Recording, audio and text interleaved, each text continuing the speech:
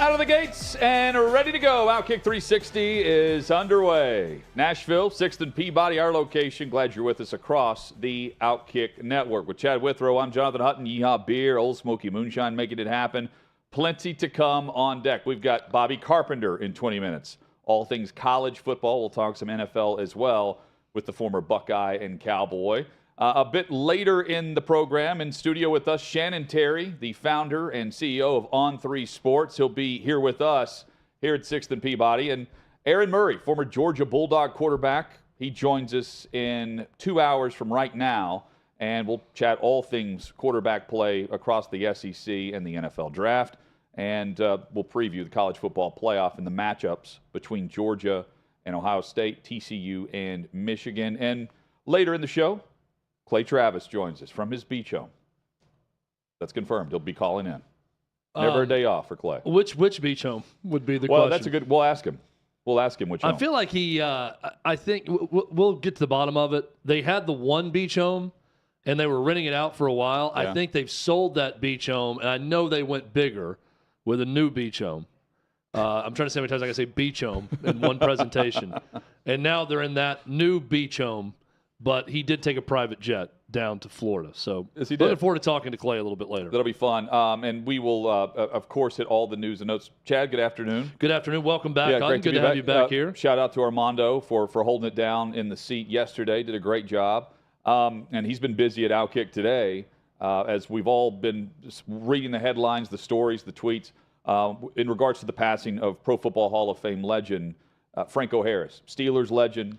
Announced this morning, passed away in his late last night at the age of 72. One of the all-time greats, 4-time Super Bowl champion, and was set to be inducted into the Steelers Ring of Honor this weekend because it's the 50th anniversary of the Immaculate Reception, and the Steelers and Raiders are playing on Christmas.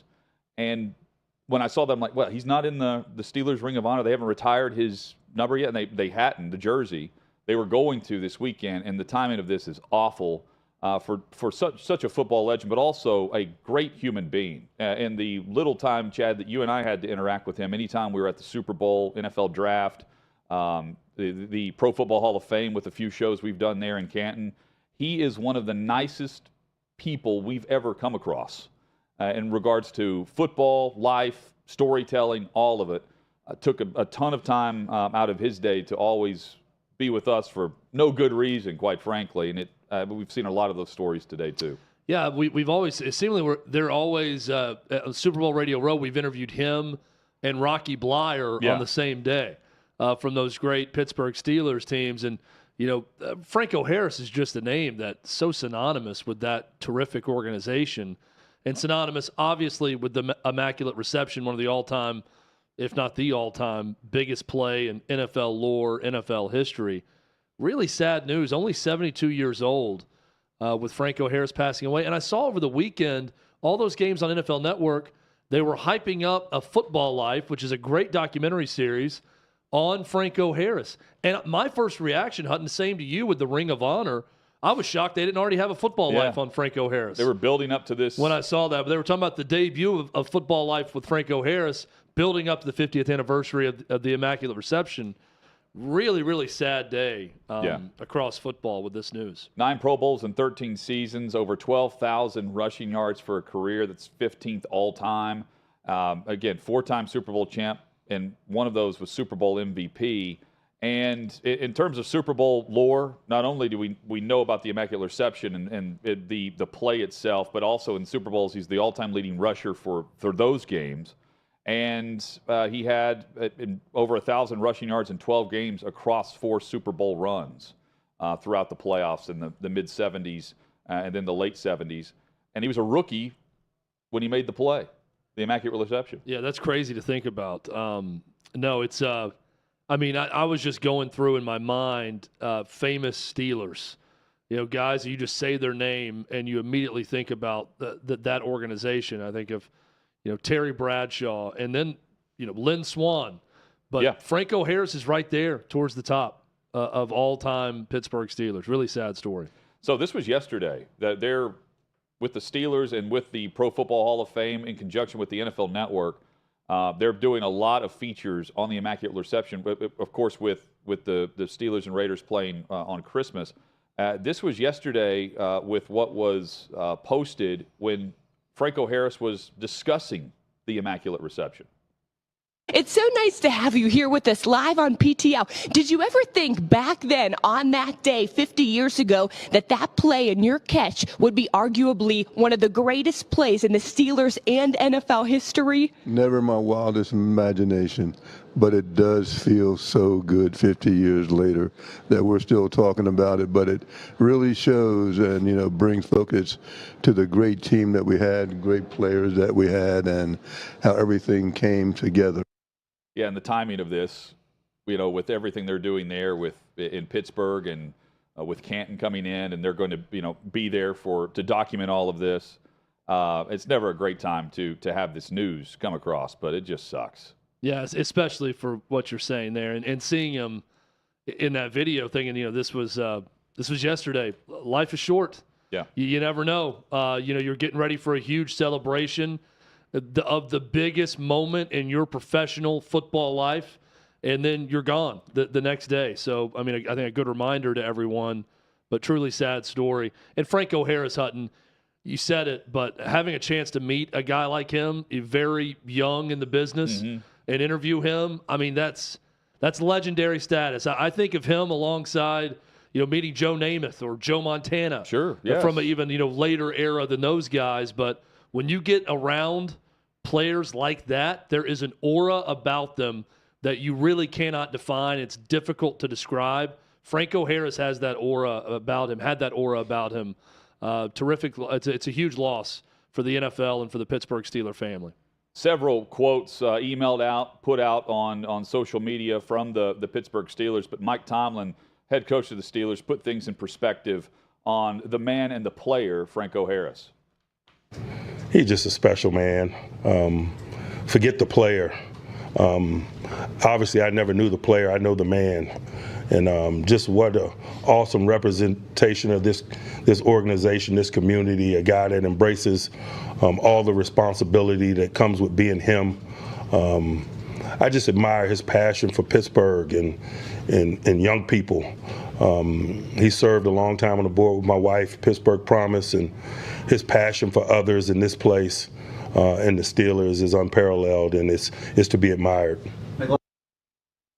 And now the Sunday night on Christmas night, this turns into a memorial in many ways, like in every way, for Franco Harris and what he meant to the league, the Steelers, and how the two brands specifically coincide with one another. When you think of the Steelers, you think of Franco Harris. Yeah, no surprise that Mike Tomlin summed things up very well on Franco Harris, not just talking about the football player, not just talking about the moment, but who he was as a man and his passion for the city of Pittsburgh.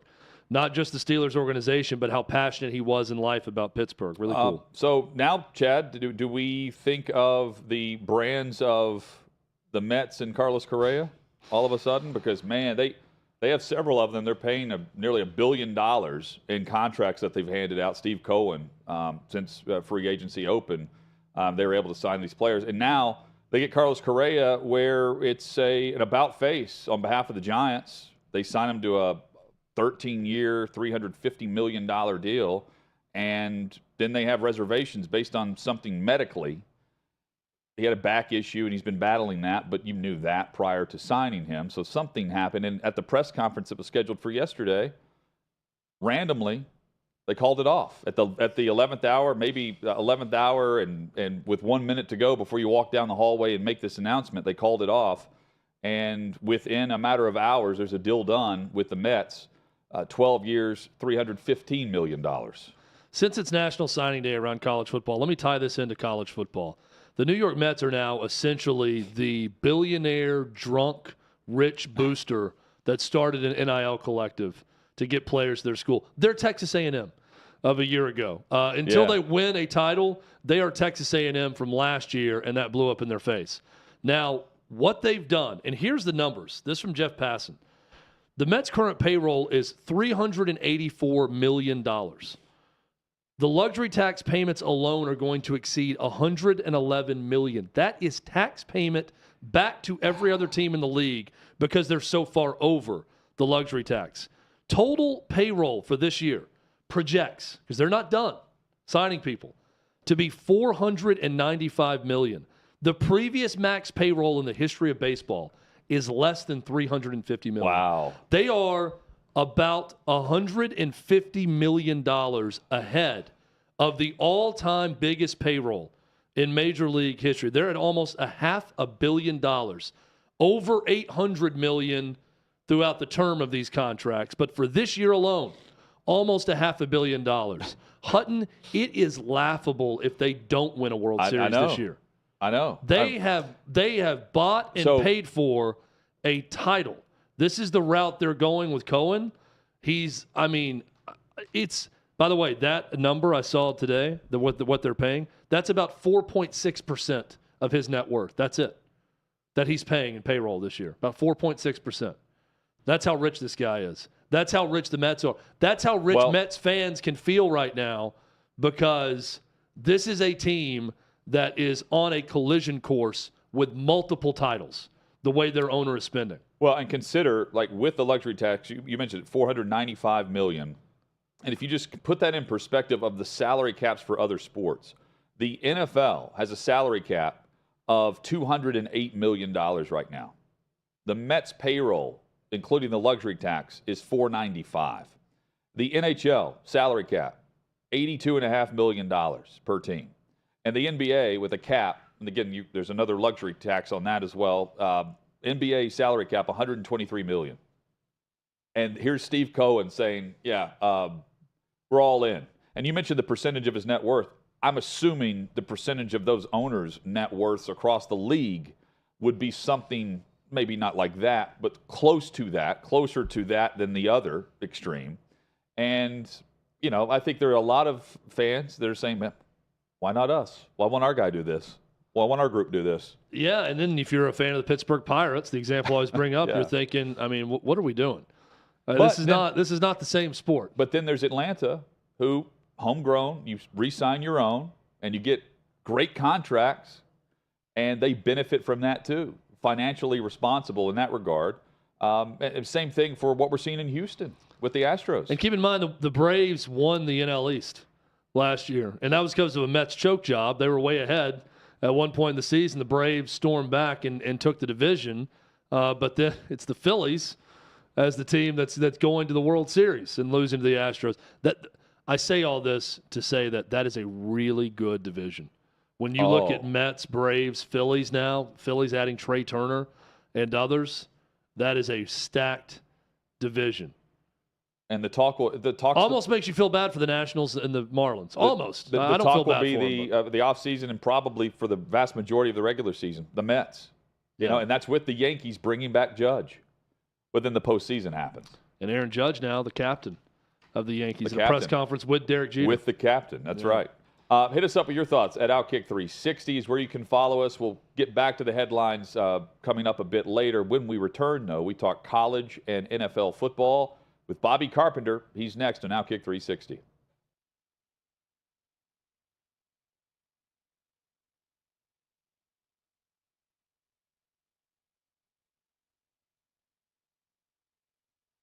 Welcome into the holiday edition of the Trey Wallace podcast. Happy to be joined today by SEC Mike. You guys know who he is. Michael Bratton joins us on the show. Mike, what's up, buddy? How are you? Hey, Trey. It's always a treat having you on my show, that SEC podcast. So, hey, it's an honor to do your show. Well, listen, I appreciate you coming on, and it's the holiday season. We've got bowl games going on. We got the transfer portal going on, signing day stuff going on. It's chaotic. It's never a day off in college football, as you know. So let's start in the transfer portal, Michael, where we have seen, I think I saw a number that there are around 1,500 players in the transfer portal as we are having this conversation right now. And I would love to know your thoughts on how you think this has played out since the first day it opened, and then realizing we have got until January 19th, if I'm not mistaken, until this thing closes. What's your early thoughts on how this has played out? Well, I mean, it's nothing short of amazing, to be honest with you, Trey. I keep track of all the players from the SEC that have jumped into the portal, and A&M's got over 20.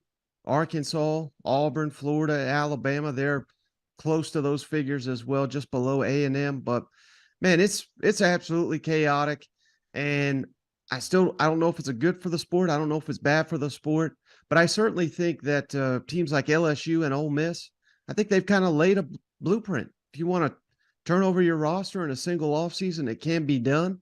And I bet you Billy Napier, of course, they're kind of doing it now, but I bet Billy Napier kind of wishes he would have taken that tactic as well, because I don't want to say he's run off a lot of people, but clearly a lot of players not buying into his vision. A lot of them quit the team. Some of them got dismissed. Now we're seeing I think they've got like 17, 18 in the portal right now. So we're starting to see those defections now, but it's almost a year too late. Like Brian Kelly did that right off the bat, and it worked well for him. Again, same thing with Lane Kiffin. So it's pretty fascinating, and I don't judge. Obviously, Billy Napier, again, I don't try not to be too harsh on him. Just 1 year. Auburn, Hugh Freeze, the progression, the turnover of the roster, I should say, that's only natural. But who I'm really got a keen eye on is A&M, Alabama, and Arkansas, because those are 3 established programs in the SEC. I realize putting Sam Pittman in that category is kind of interesting, but this will be year 4 for him, and his roster is getting turned over overnight here. So really got to see what those programs add, because, man, they're getting devastated right now by the transfer portal. And like you said, we still got little over a month here before the thing closes back up. It's crazy to see. And I want to get your thoughts on A&M for a minute with Jimbo Fisher. And we all knew that there was going to be a slew of players that entered the portal after the season. Some did it towards the end of the season. Okay, understandable. But when you look at the amount of players that have left from that 2022 class that everybody had a hissy fit about, rightfully so. And you look at where we stand at right now, like expectations for Jimbo Fisher next year are going to be playoff caliber team. Like that's what Texas A&M's paying for.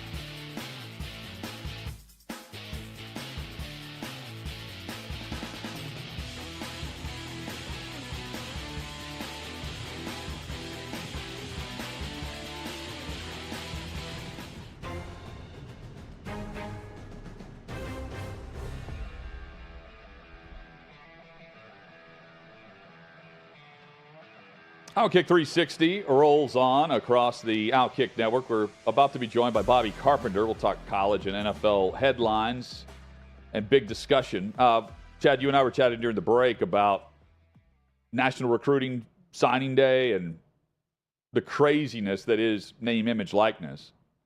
And comparing, like, University of Tennessee's got like an orange throne, among other things, for their sets and their different pieces for photo ops, right? Props, as I call them.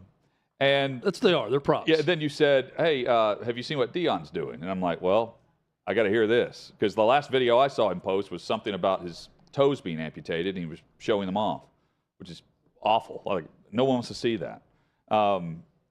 But the video crew is definitely rolling there, just like it is today, where he has a Lamborghini that players are posing with. Yeah, they posed with. He had that line about it's going to be Louis with his bags. His bags are packed, and it's always going to be Louis. Yes, players pose leaning on a Lamborghini with Louis Vuitton luggage at Colorado. But everywhere I'm looking, I'm scrolling through right now at Tennessee, they've got like an orange throne. Yeah. They sit on like a huge oversized chair. I mean, everyone has got something. I noticed at Vanderbilt they have just a very stripped down normal folding chair behind a table, but it's cool because it's almost like a horror movie the way they shoot it with the lights flickering. That did knock me off my thought. You're laughing. Let's just start with this. But we're going from Lamborghini to at Vanderbilt they've got a folding chair. Like, think about that. I'll show you the video. But it is a folding. But it's done in a way that, like, it flashes and you don't know who's going to be sitting in the chair. And then it'll flash to the player putting the hat on and sitting in the chair. It was a really bad example by me. But it's that's their promise. But it's like a card table and a chair. And then they sit in the chair. This was not meant to demean Vandy, but it was like the video is cool. It's kind of stripped down. It comes across as way too stripped down, way too old school for a university that's trying to at least get behind the football program a bit with the renovations and things to the facilities, and a program that won a couple games on the back end against Florida and against Kentucky. So, yeah, props to Clark Lee. Yeah, we're not trying to stick the knife in and twist it, but man, no. The Lamborghini and the throne, then saying folding chair made me laugh. It's a different vibe. Well, we do need to go through. Maybe we'll ask Shannon Terry when he comes to the studio stuff that he's heard, but go through the best props that are out there. Tennessee also had, if you remember, it was like a Mercedes SUV that Josh Heupel posed with, and Nico Iamaleava was in the car with him, it was something that was really high priced. It's nuts. Nothing will ever beat, though, Hutton, the Florida parent. Remember the dad who went full uniform with the son? Yes. I remember he's wearing number 21. That is just a legendary photo of that guy. That'll live on forever. So Graham Mertz is now the Florida quarterback, right? Or he's at least one of the options. But he chose, based on reports that we saw, 2 weeks ago, he ends up going to Gainesville after the reports were he was going to Lexington. But then the Wildcats end up with Leary. Yeah, they upgraded. They upgrade with Leary, and they I don't know if they upgrade, but they get a really good replacement at running back as well. I don't know that either one of them are program changers, for anyone. I think Devin Leary's the better of the two, and that's going to be nice for Kentucky to go from Levis to him. But Graham Mertz, I feel like, is probably just kind of a depth option. Honestly, he may start. I don't think you're bringing him in, though. Other places, though. That's what's weird. Yeah, I don't think you're bringing him in to say this is your show. You're definitely going to be the starter. But they've got Rashada there that's coming in, and I don't know how. I don't think he's going to start right. I'd be surprised if they go with a true freshman right out of the gates. But look, I think it's going to be Mertz. But I say this because it may be Miller, who started the bowl game. Yeah. I don't know that Mertz is a talent of the level of a guy you just say, this is your team. Devin Leary is the starter at Kentucky. Their backup was not good when he had to play this year for Will Levis. But if Mertz goes to Lexington, we would say that too, right? Well, it's two things for Kentucky. Liam Cohen coming back to be offensive coordinator. This is his handpicked guy in Devin Leary. Yep. So he's going to be the starter. I don't think Mertz, based on the last 2 years, especially at Wisconsin, is a talent to the level that when you go to Florida, you just say, yeah, this guy's definitely going to be the starting quarterback. If I had to name a favorite right now to be the starter, it's him at Florida. Yeah. I just don't know that it's a guarantee. And if it doesn't work out, you got depth. And JT Daniels is on the move again. Fourth time to Rice. JT Daniels really had to find that sweet spot, Hutton. Started at USC, went to Georgia, was the starter at Georgia before getting replaced by Stetson Bennett. Of course, the rest is history with the mailman, Stetson Bennett. Goes to West Virginia, was the starter at West Virginia. Not a great season for the Mountaineers. And now he's a Rice Owl. And 4 schools in 4 years. And he's with some coaches that recruited him initially back in high school. So he ends up at Rice. But, man, that's if we were trying to project where he'd be, this is the year we'd say he'd be in the NFL, not transferring to Rice. OutKick 360 By the way, rolls this on is with, a great example, Hutton, of not every 5-star is created equally. Because this is a 5-star quarterback coming out of high school, and not everyone is not all of them work out, even quarterbacks. But, I mean, he's still been a starter. He's not a complete bust. Everywhere, but he's not a 5-star. No. Oh, he's Rice's 5-star now. Yeah, he's going to go down the Rice record books. Our 5-star is Bobby Carpenter. He joins us by phone. Bobby, what was National Signing Day like for you? First of all, guys, I'd like to apologize. I mean, my National Signing Day was 20 years ago, and for some reason that time elapsed. I can't figure out how to get my camera on for my phone on my Zoom. I feel like I'm about 1,000 years old. It's all good. I'm trying to figure this out. Yeah, it's something. I mean, you guys, they scan. I asked some of the recruiting coordinators I know, how did the guys? They still send faxes. He goes, listen, the last fax we got was like 4 or 5 years ago. I think that was the only reason for people to have fax machines is to be able to scan in or send in national letters of intent. But for me, I mean, I'd committed to Ohio State about a week before, and National Signing Day, it's like you go there and you send something in the morning. Like we'd sign it, and you would literally fax it in, and then that night, you go there and you have like a little banquet and everything, and I'd already announced, and that's my dad. Like, what am I supposed to sign? I already signed it. I don't know. Just sign a blank piece of paper. Nobody knows what the heck's on that thing anyway. So that's kind of how it went for me. So when you hear the reports and Pat Narduzzi claiming that Drake May was offered $5 million by 2 different SEC programs to leave North Carolina, and he turned it down, and I go back to that was the wrong mark because of his family history with North Carolina. But regardless, if this is going on, Bobby, this can't be good for college football, can it? I don't think it is. And I think, honestly, it's probably true, to tell you the truth. I agree. I believe that you look around college football, I won't put any names on it, but just you can look and say, hey, there's a couple of teams that seem to have everything coming back or a lot of pieces next year, and you throw an NFL quarterback into the mix there, all of a sudden, those teams are going to be much, much better. And I don't think it's good. Like, I'm all about players getting value. And that's what it's not like a hater thing. Like, guys, America, I'm a capitalist. You should be able to get what you're worth. But at some point in time, you have to make commitments, and you have to determine your worth based upon your value at the present time. And you're going to do that probably and have some security while giving up your future earning potential. It's not like, hey, I'm just a free agent every day. You guys sign contracts. Guys in the NFL sign contracts. You can't just be like, hey, you know what? I want to get paid more now. I had a great year. And also just the tampering. I mean, he was never in the portal.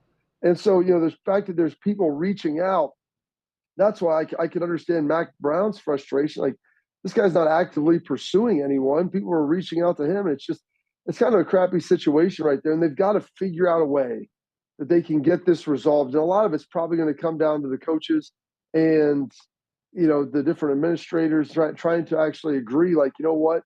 We've got to set some sort of guidelines and rules. Hey, we like the portal. We like NIL. We like this and that. But at some point in time, there has to be some sort of self-regulation here. And that's the only way that this is going to get better. And if you're looking at trends on National Signing Day today, I don't think every decision comes down to money and money alone or any of that, or that it's all about the money. But I do suspect, Bobby, that when there's late movers and guys that are somehow getting kids to flip in the last second, that's mainly about money. And the biggest winner today is Oregon and Dan Lanning, someone who learned at Georgia under Kirby Smart, and they had a huge day on National Signing Day. So what do you think about that now with Oregon? We know about the Nike connection and everything else, but now suddenly doing very, very well in recruiting. Yeah, you look at that. You look at Iowa had a tackle that was committed from Iowa, 5-star guy flips to Bama like a day or two before. I don't know, man. Like, I'm all for guys making as much as they can. I'll say that all day. Talent is always going to trump all. Any coach would rather have great players and be an average coach than be a great coach with average players, because it's just easier to win when guys go out there and make plays. It's all about the Jimmies and Joes. And so, yeah, in college football, Dan Lanning, he's doing a great job. Miami, they're compensating guys well. I mean, they're getting guys down there. And I don't think it's a bad thing to be paying guys. And not everybody's a highest bidder guy. But, I do know that I've heard stories, across the college football landscape that guys were committed to a school today. And then all of a sudden it's like, hey, we're going to have a meeting and we got to set up a Zoom call with, the agent / financial advisor to try to, retrade the deal and renegotiate it at the last minute. I don't know. Like, I don't see that being good for college football, and I don't see that really ultimately being good for the players in the long run. 10 days away from the college football playoff kicking off. As we get closer to the game against Georgia for your Buckeyes, are you more confident or less confident than when the matchup was announced? Oh, gosh, days I'm more confident. There's days I'm less confident. It just depends. I get a chance to watch some practice, and I see the guys working, and like they have enough talent to play with and beat Georgia. It's going to come down to execution. Like you can't beat a team of that caliber unless you play well, and they can't play like they did on their worst 10 defensive plays against Michigan. But I'm hoping.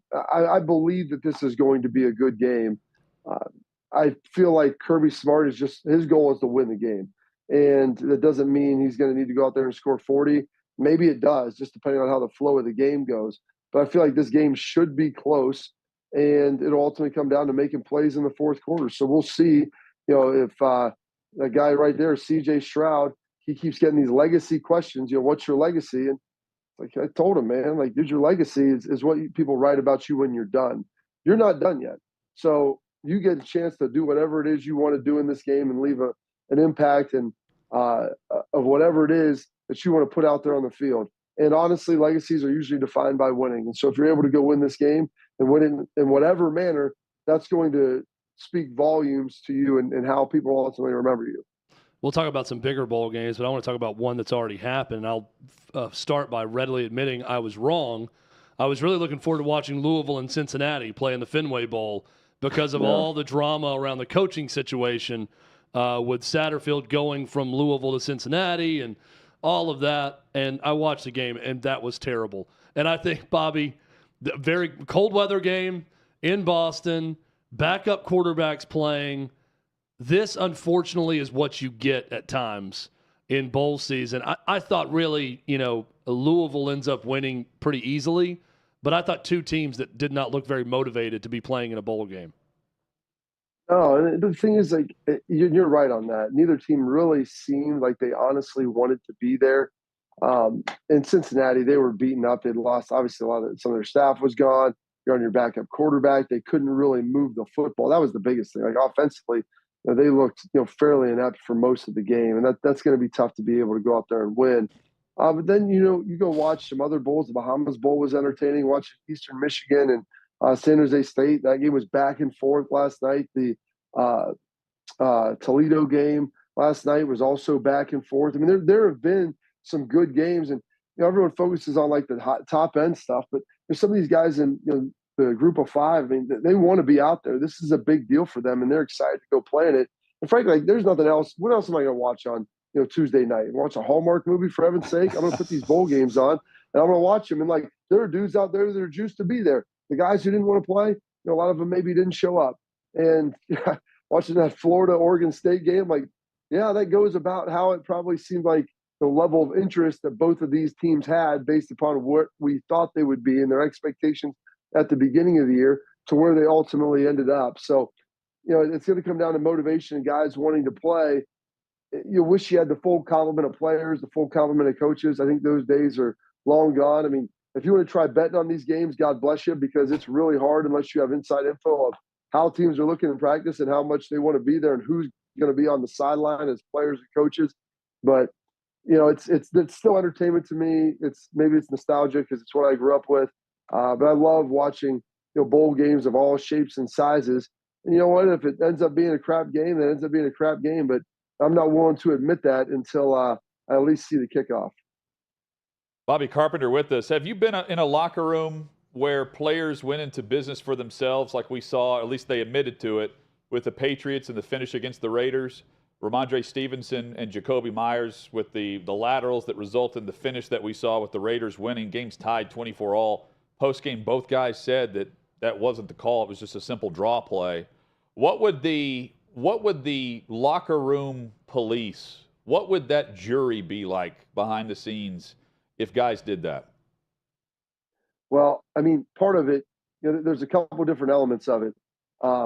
First of all, you've got to look at it and say, did these guys just like premeditate? I honestly don't think that Stevens anticipated pitching that ball until ultimately he realized, like, hey, I just ripped off 30 or 40 yards. And I think panic set in. You kind of forget what the heck's going on. And you pitch it, and then Jacoby Myers. These guys are smart players. Like, the New England Patriots don't bring in dumb guys. And then he loses his mind. Mac Jones has the worst attempt at a tackle that you'll ever see in the history of football. And, guys are going to be upset about that, but there's enough blame to go around. But I don't think any of that was ultimately premeditated. Guys will get upset when they're like, hey, a play call came in and you chose to go rogue. And I've played with dudes, it's like, hey, you're supposed to be doing X and you're doing Y because you think you can make a play. And in doing that, it hangs out, with the rest of your defenders, the rest of the guys on offense, whatever it might be. And so that guys do not take kindly to that. Everybody works really hard. You want to win games. You talk about getting paid and all that stuff's great, but you ultimately, like, your joy comes in the victory after the game. And when you get that close and overtime is imminent, and Bill Belichick, I'm telling you guys, he used to show us clips of teams around the league every Monday about how teams would lose games. I'm like, don't be like this guy. This is stupid. This is that. And as I'm watching, that's all I'm thinking is that Monday morning film session is going to be atrocious. Because Bill, the game is tied. You talk about situational football, and the Patriots almost always execute those situations. And they look like J.R. Smith dribbling the ball away from the basket in game 1 of the NBA Finals when it's tied, instead of just throwing it up like, dude, shoot the ball. Hey, it's tied. Get to overtime. You'll be fine. And then all of a sudden, like, it's a mind melt. And I think that's what happened. Dudes they panicked and they forgot what was going on. And you see it happen all the time in sports. Just very rarely does it happen to a team as disciplined as the New England Patriots. So as of right now, there's no Caleb Williams in the transfer portal in terms of quarterback star power. But there is Devin Leary, who many think could be an NFL quarterback, leaving NC State, signing with Kentucky. What do you think about that move for Devin Leary and what Mark Stoops is doing at a time where, Bobby, they're losing some of their recruits out of high school, and their high school class doesn't look great, but yet they're ranked number 1 in the SEC in transfer portal recruiting, where they're going to get guys? And so it's a slippery slope, because Mark Stoops has built that thing the right way, bringing in guys from high school, developing them. They've got a toughness. They've got a ruggedness. Their guys continue to play hard. I mean, they're battling against Georgia at the end of the season, even after losing a couple tough games. And you bring in Will Levis, and you're like, all right, here's your transfer quarterback. And then the problem is, once you kind of do that, I feel like you're almost kind of falling in love with that situation, because the guy's more of a ready-made player. And believe me, Leary is a good quarterback. I mean, I think he did some really great things this year at NC State. But in doing that, like, who are you recruiting out of high school now? Because if I go there as a freshman, I'm a fairly highly touted guy. Is there ever any belief that you're going to see me through fruition of my development, or are you just going to grab another guy out of the portal? And that's what kind of breaks down the constructs of the culture when you continue to go to guys in the portal for different positions all the time. And I get it. And I especially understand that at quarterback, but I just don't know if it's sustainable long term.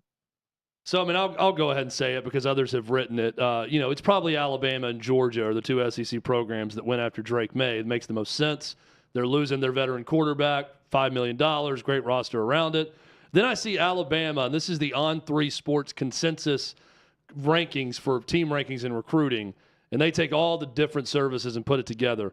Alabama's number 1 in the country. Bobby, they have 6 5-star players. Second place is 3, and that is Miami, Texas, Oregon, all have 3, and USC has 3 5-star.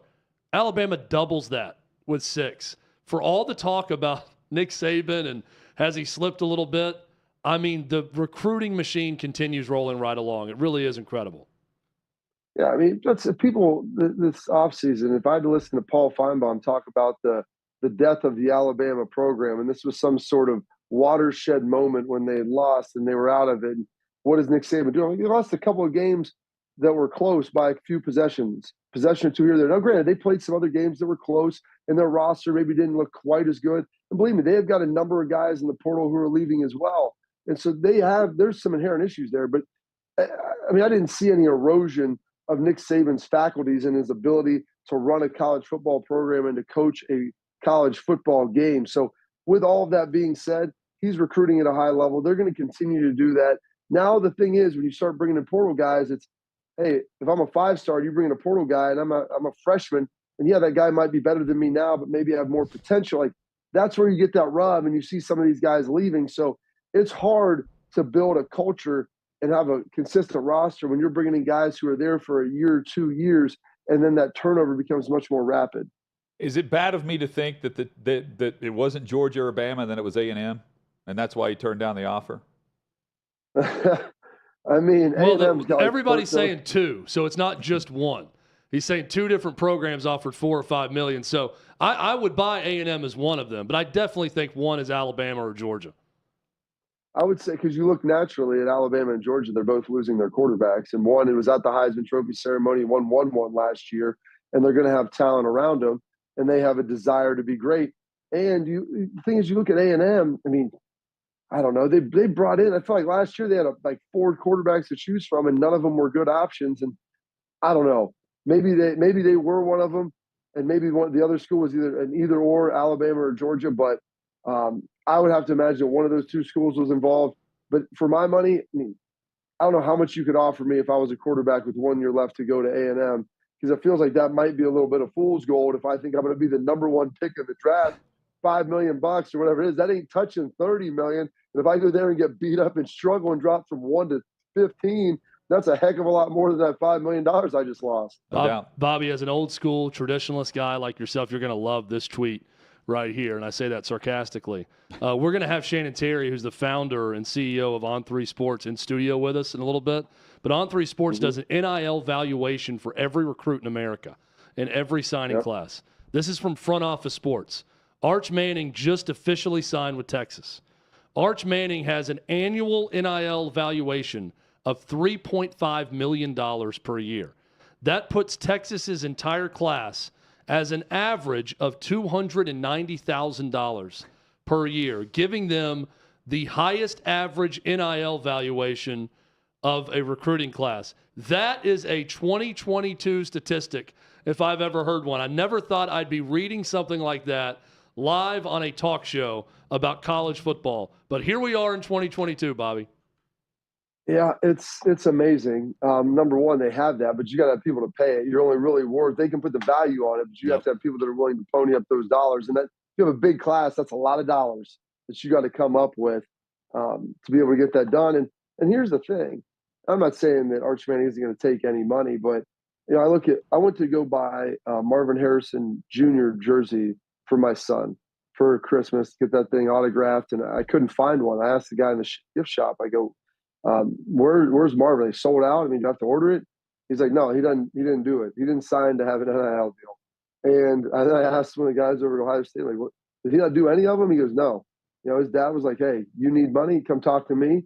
You're here to focus on football. We're not going to worry about that stuff. Maybe at some point they do. He's got another year left. But I look at Arch Manning, I'm not saying that, that isn't real money, but I feel like his family sees the long game a lot more. And they have the financial ability to kind of look at it and maybe see the long game more than other people.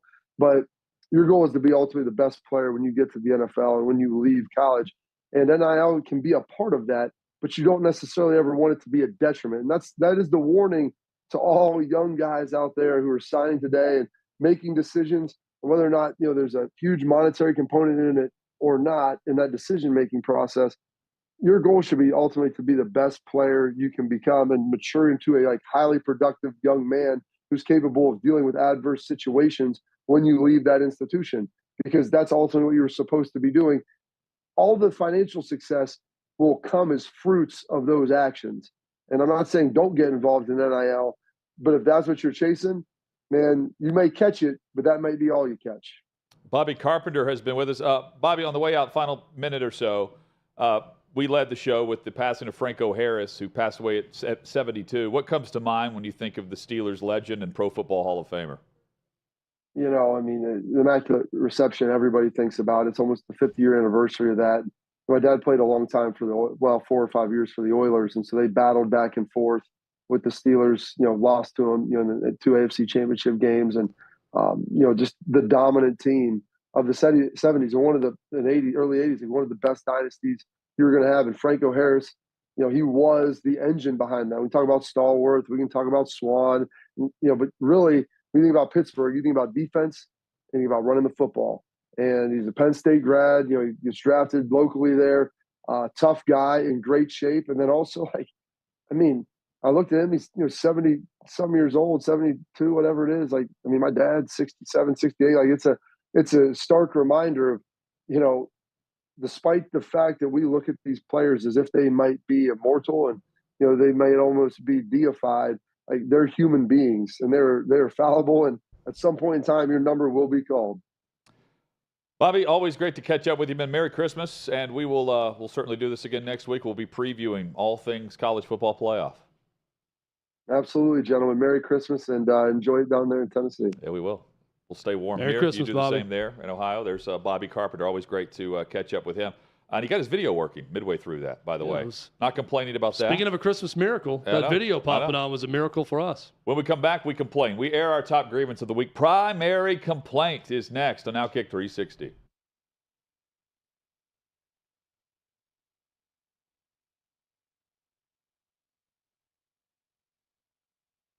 Yeah, I think because things, transitioned from that regime side to that fundamentalist side. So we also had to change some of our tactics and our procedures and everything else and how we did things to cope with these guys, because they were coming up with some ingenious ways of doing things along the line as well, with some of the IEDs, some of the, the booby trapping the houses, things like that, using the cell phones to call to detonate everything.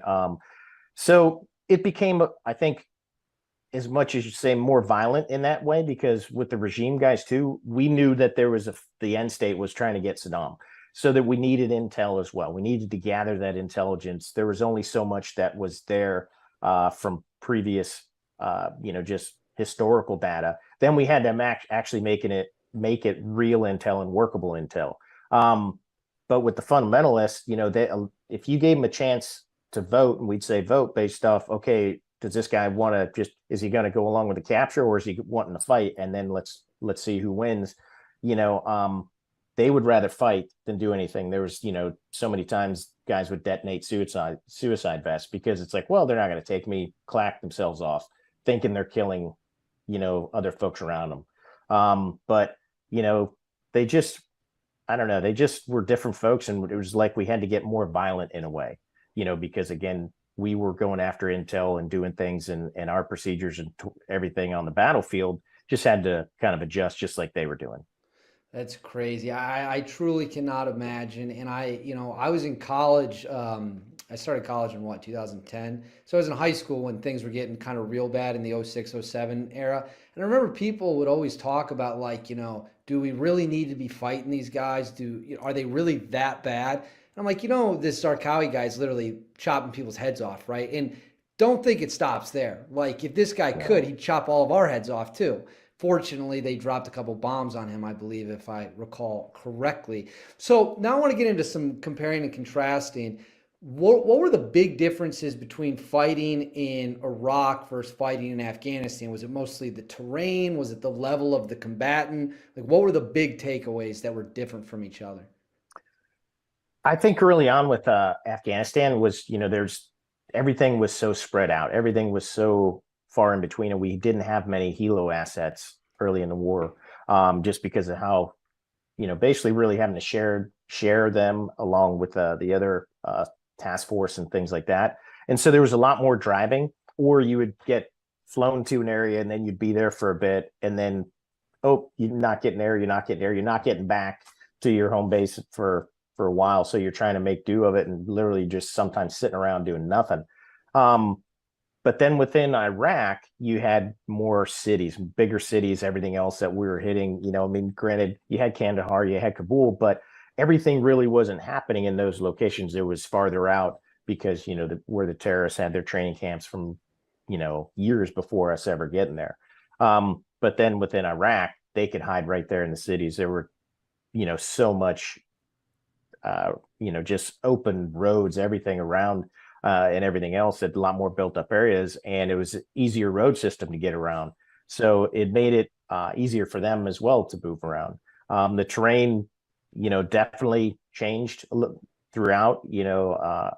Iraq, you had your river valleys in a way, and you had the humidity, you had palm groves, everything else, and then you had your rocky mountain areas, dry areas. But then Afghanistan was just so severe with the mountains. I mean, that that's some treacherous terrain in itself.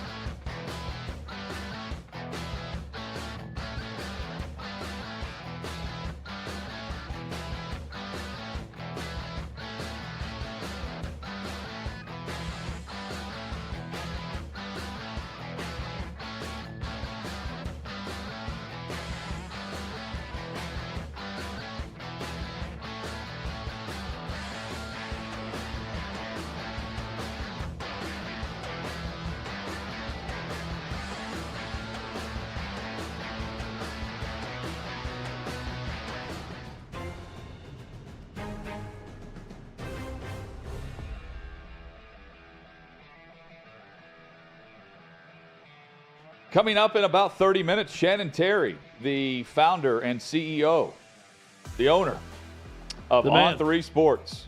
He'll be with us in studio. We'll talk all things signing day and where we're headed. Chad put out the numbers just a few minutes ago on we'll find out where it's going to be. Think about that, too. We've got headlines coming up in about 10 minutes or so, but first, it's time for Primary Complaint. It's time to air our top grievance of the week. You can complain all you want. My job is so unfulfilling. Don't run away from your feelings. It's time for Primary Complaint on OutKick 360. My primary complaint this week, look, it's going to be cold, really cold. Cleveland, Kansas City, Chicago, Nashville. Nashville's going to be 11 degrees. We're told on Saturday. I nearly said Sunday. Titans game day. 11 degrees. But the feels like temperature is going to be 5. Now, there's not that big of a difference. What's cold is cold. What's hot is hot. But I only need one temperature. If it feels like 5 degrees, I want that to be the weather forecast. Tell me it's 5 degrees.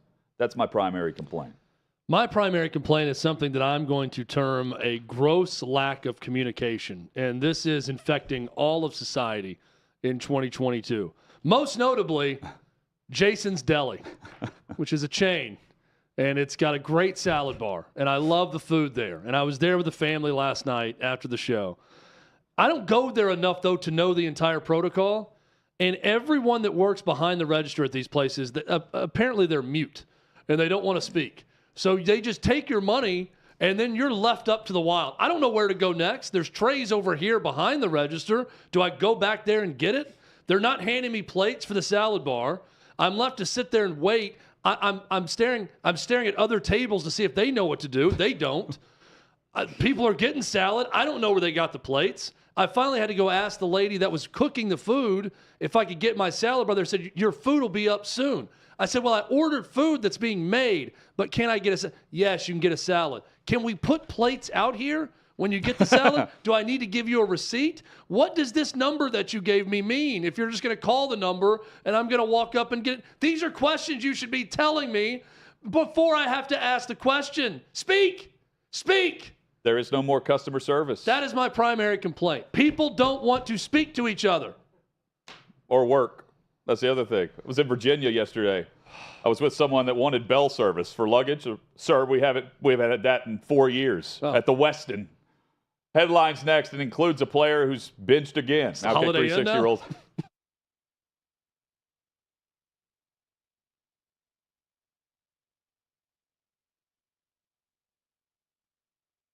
Hey guys, it's Tommy. Check out OutKick.com for exclusive content and make sure you follow me on social media at Tommy Lahren. So I don't have to tell you all this because it's been made abundantly obvious and has been repeatedly confirmed.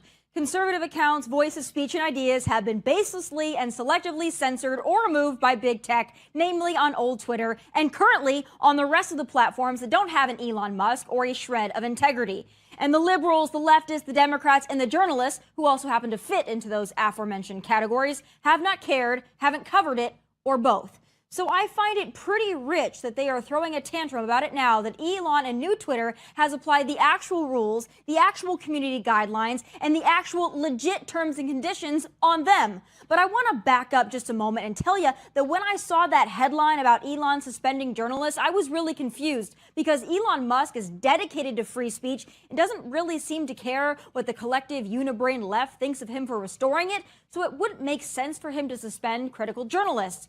So I did a little research and I had to wade through several paragraphs and about 5 different articles to discover the reason he suspended the accounts. Not because these journalists, and I use that term loosely, from the New York Times, the Post, CNN, and others were critical of Musk, but because they were involved in sharing his real-time location. You can say what you want about people you don't like, but you don't get to put their real-life safety in jeopardy. The doxing or sharing of personal addresses, phone numbers, plus violent and specific threats on Twitter is another reason old Twitter sucks so bad. I know because it happened to me on several occasions, and I had to report it numerous times before old Twitter took action or took down the tweets.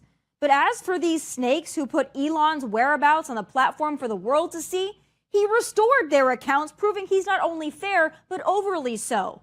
But still, I find it wild that it took the 7-day suspension of these liberal journalists from these liberal outlets to get these liberal journalists and their liberal outlets to cover censorship in any way, shape, or form. Like, where have y'all in your headlines been for the last 5 years? But it goes to show what we've known all along. It's going to take a taste of their own medicine to get them to give one iota of a crap about the things that we've been battling for a decade or more. But let me end with this. Aside from the doxing and sharing of location information, I hope these liberal hacks are the opposite of censored. I hope they always have a wide open platform to spew their drivel so the people of the world can see and read just how deranged and ideologically ill their ideas truly are. So put it all out there, green hairs, and let the people decide. Tune in every Monday, Wednesday, and Thursday at 7 p.m. Eastern as I give you my hot takes and, of course, my final thoughts.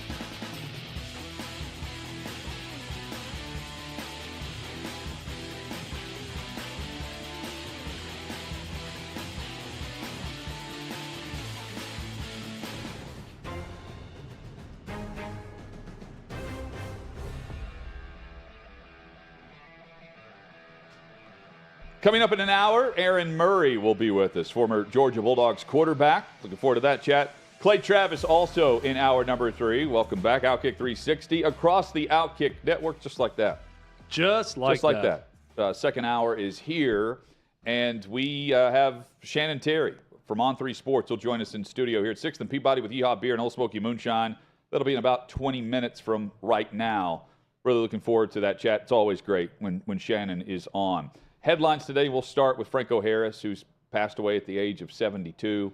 Chad, we led off the show with this, but this goes to, I think, even more so to his legacy.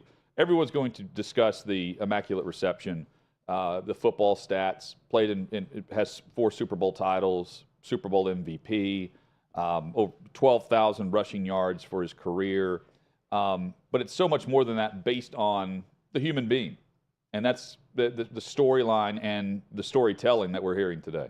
Yeah, and I've been reading through quotes from Terry Bradshaw and others who've spoken about his life, teammates of his, people who've been around him for a long time. And that's what's great about this, not obviously what happened, but after the fact when you start to hear more about the person. Mike Leach was the same way. We know the funny video clips. We know his record as a coach. We know about the air raid. But once he passed away, you started filling in all of the edges with these great stories of humanity with Mike Leach. Just today I saw an account of Mike Leach where one of the last things he did on earth was there was an African-American owned soul food restaurant in Starkville, Mississippi that he frequented that was struggling, and he gave them investment money that helped them stay afloat. And that's one of the last things he did on earth. Things like that you wouldn't know about unless there was tragedy, because Mike Leach isn't the type to publicize that. And Franco Harris, the stories you're hearing about him now and the person he was, a lot of similar qualities. And we're now reading and hearing about a lot of those. So really sad day, but it's been enlightening to read more about Franco Harris, the man, and not just Franco Harris, the guy who caught the Immaculate Reception and had one of the most memorable plays, if not the most memorable play in NFL history. Pro Football Hall of Famer Franco Harris, dead at the age of 72. The other headlines out there, the Colts are making another quarterback decision. They're benching Matt Ryan now. This will be for the second time this year. Of course, they put him back as the starter against the Raiders whenever Jeff Saturday was named interim coach.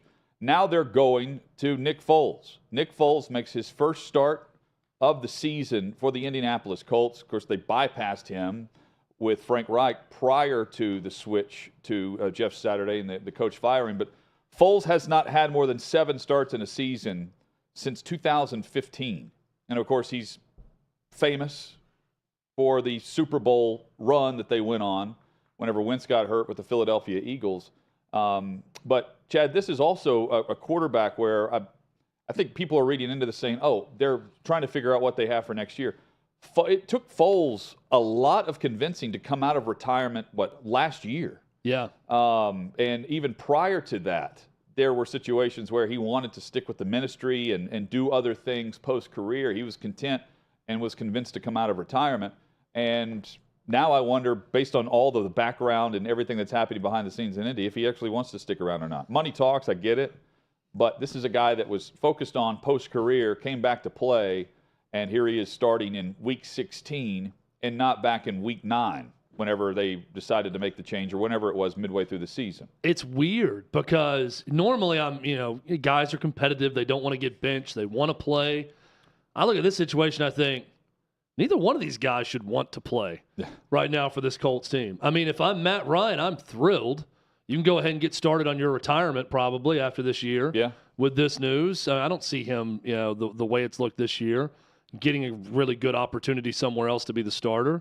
And if you're Nick Foles, based on the way things have gone, I'm excited they didn't. They went to Sam Ehlinger and not me earlier in the year. And now this, Hutton, this sounds counter to what I normally stand for in terms of competition and sport. This sounds like punishment to me, though. I mean, Nick Foles having to play for this Colts team right now after being passed over for a younger player, to get a look at the younger player, only to have Frank Reich fired, the guy you came to play for, bring in Jeff Saturday, who doesn't have any experience, and then Saturday decides to go back with Foles, with Ryan, looks like a move to be competitive and win games, and then he doesn't work out. So now you're going to go to Nick Foles. This is a terrible situation. Also, consider the business element of this. Matt Ryan, if he gets hurt to the point where he cannot pass a physical the third day of the league year in March, $17 million is fully guaranteed to him based on that alone. So they're also ensuring that they can cut him, they can do away with it and take whatever hit they want and not still owe him $17 million if he were to get hurt to the point where he cannot pass a physical with the team the third day of the league year. Whenever we see the different things happen across the league with salary caps and things in March. So and free agency began. So that's also to consider. But it's also them going with Nick Foles when, I mean, it was odd that they didn't do that beforehand. I'm with you, Chad, if you're going to make the change. Well, I had the exercise of the best and worst backup quarterbacks in the league, and Nick Foles is one of the best.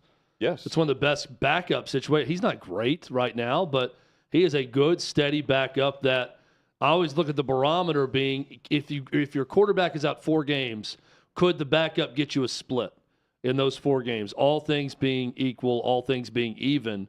I think Nick Foles is one of those guys, one of the few that has done it before and could, not guaranteed, but could conceivably get you a split if your starter was out 4 games. But this isn't the situation for Nick Foles. This is the situation he wants to be in. Colts don't want to be in this situation. It's a bad deal.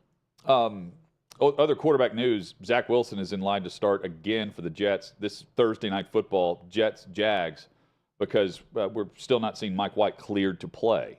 So it's the Zach Wilson show for the second consecutive game as they have the short week facing Jacksonville, who's trying to continue to win. And if they win and the Titans lose, Jacksonville will go into Week 17 with the lead for the AFC South. They'll have the same record, and the Jags will have the head-to-head tiebreaker from Week 14. NFL Sunday Ticket, we knew it was going to be pricey, but Thursday Night Football for Amazon was $1 billion a year, roughly. And this is incredible. So you've got YouTube and Google for the NFL Sunday Ticket, which DirecTV is opted out of. YouTube, the reports are Google offering $2.5 billion a season for the rights to this NFL Sunday Ticket package, which is extremely popular, of course. But $2.5 billion to have this service. Apple was also involved with this, and the reports are, and this is leaking out because it's close to very, very much getting signed and done. And it's through CNBC, that we're going to see YouTube end up with Sunday Ticket. So help me out here. Yep. Google owns YouTube? Yes. That's the parent company. So this is just going to – I feel like with YouTube TV being a part of this now, if Amazon was confusing to people for Thursday Night Football, this is going to be even worse with Sunday Ticket. Now, the flip side of that is you're paying a premium. So those customers that are paying for Sunday Ticket, they're obviously going to then at least know how to work the internet on their television and go to a streaming service, and they're going to know exactly where to go for YouTube TV streaming. But that won't take long, though. Not for this, because people have been clamoring for this. There are people celebrating this because they don't have DirecTV, right? Yeah, it's just, man. Money. This is a much easier sell than Thursday Night Football. The money at play and the possibilities now with streaming services, once they throw their hat in the ring, and some of these mega ultra billionaires behind these companies, and what they can do, it's really just resetting the market. Chad, Sonny Dykes, AP Coach of the Year, no surprise with what they've done at TCU. None at all. I mean, first year, taking over that program and, undefeated up until the Big 12 championship game against Kansas State. I think this is a no-brainer for National Coach of the Year. Bobby Carpenter on with us earlier, and he was saying how, he believes you should not be sleeping on TCU against Michigan in that game. And this is from an Ohio State guy who just saw Michigan whip up on his Buckeyes, that TCU is going to have a good chance. I agree with him, but I still think if I'm looking at how can Georgia lose this thing, that's where I'm kind of looking at it right now. They're certainly the odds-on favorite. But how could they lose? I'm still ranking Michigan 1, Ohio State 2, TCU 3 in Yeah, terms of the 4 of who could beat Georgia. But see, I think we're falling into the same trap we did a year ago with Michigan, where they out-physicaled Ohio State, and then we saw them match up in the college football playoff, and it just was not comparable to what we saw from the Big Ten. They couldn't do it. And I think I'm trying not to let myself fall into the trap of, they've improved that level. But I think how you beat Georgia is how Alabama did in the SEC championship game. And to me, Ohio State's the closest thing to that compared to what we have with the other options. Let's also just forecast this out a little bit. If you're right, and I think you might be, let's say Georgia rolls Ohio State and then rolls Michigan in the national championship game. The anti-Big Ten Ohio State Michigan backlash is going to be fierce. Oh, yeah. Because there's going to be a lot. It's not all year the talk was it's a top-heavy conference. But Ohio State and Michigan are elite. Mm-hmm. Well, if Ohio State and Michigan play Georgia and they don't look elite against an elite program from the SEC, there's going to be a lot of bemoaning the Big Ten setup currently and the fact that you're propping up a system that allows the 2 programs that actually recruit generally at an elite level to face off at the end of the year and set themselves up to get 2 teams into a 4-team playoff, and both teams really aren't nearly as good as the best in the SEC. Look, I'm rooting for that not to happen. I want better, distribution of teams and talent across the country than what we've seen with the SEC dominating many years. But if that happens and both teams aren't competitive with Georgia, look out. It's going to be ugly. But also, I mean, keep in mind, too, it'll be flipped. It'll be, I think, heavier flipped if one of the 2 does knock off Georgia, because Kevin Warren is already on a roll across college football with everything he's done in the last 12 months. And now he has 2 teams in with a crack to knock off the SEC. And again, we're bypassing TCU for the sake of the conversation. But if they get 2 chances and don't get it, the anti-Big Ten will certainly be out. But if they do, the win of the year would be over the number 1 team trying to run it back. Are you like me and we've passed the point of trying to talk about the Big Ten adding the 2 LA schools, and I'm past the point of talking about what it's going to look like with Texas and Oklahoma, and I'm now to the point of, can we just see these games happen? I just want to see a season of USC, UCLA in the Big Ten, football and basketball, and I want to see it in the SEC with Texas, Oklahoma, and then we can start talking about things in those terms. I got that way with A&M and Missouri joining the SEC also. There was talk about it, what's it going to, and then once it happened, it pretty quickly felt natural. Yeah, but the arms race here makes it even more impactful. And absolutely. But we'll be like that for about 7 months, and then July 4th weekend will roll around, and there will be another bombshell across. We're 2 for 2 now over the last 2 years. There will be more information that comes out over that weekend, just like we've seen here the last 2. Also in news today, we'll talk with Shannon Terry about a lot of big picture stuff around National Signing Day. You probably saw the tweet that just came about. Dabo Swinney says that Clemson's program is based in name, image, likeness, in NIL, which surprised many when he said that, because he's been adamantly opposed to all things advancing name, image, likeness. But he clarified by saying his program is crafted in the name, image, likeness of God. Yeah, in his image. Right. And which got more than one sarcastic retweet from college Dabo football media. And it's funny, I saw there were people that have, you've got like the stop photos of where they were going, with each thing. And there was the questions being asked about NIL. And there's a moment where you see Dabo with this smirk on his face. And a reporter said, this is the moment Dabo could use that material that he wrote down weeks ago about NIL, that now it clicked, he could finally say the line about NIL and God. Well, perfect. We had Catholics versus convicts. Now you have Spire and NIL with Tennessee against Clemson. Yeah. By Rod and I staff at Clemson. And with this, are you painting the Vols as the unholy legion? I mean, that's against Dabo Dabos. I'm sure Clemson fans will too. This is the old battle of good versus evil, God versus Satan, taking place in the Orange Bowl between Clemson and Tennessee. The winner gets the future. Can't wait to see it. Yes. The winner wins the future. Josh Heupel doesn't strike me as a Satan-like figure. No, no. But of all the coaches, I wouldn't say, yeah, this guy's the devil. he'll sign checks though. Well, someone will. Or someone will. That's He right. will passively stand by he'll and jump in immediately. allow Yeah, people there's to no sign passive. checks You're to right. make sure that they're getting the job done with talent. Shannon Terry signs checks, but he's also had companies sign checks for him with all of the companies he has started and then sold, and now he owns and has founded On3 Sports. All things NIL, recruiting, and the combination of the transfer portal, where we are today and where we're headed on the horizon. Shannon Terry in studio with us next on OutKick 360.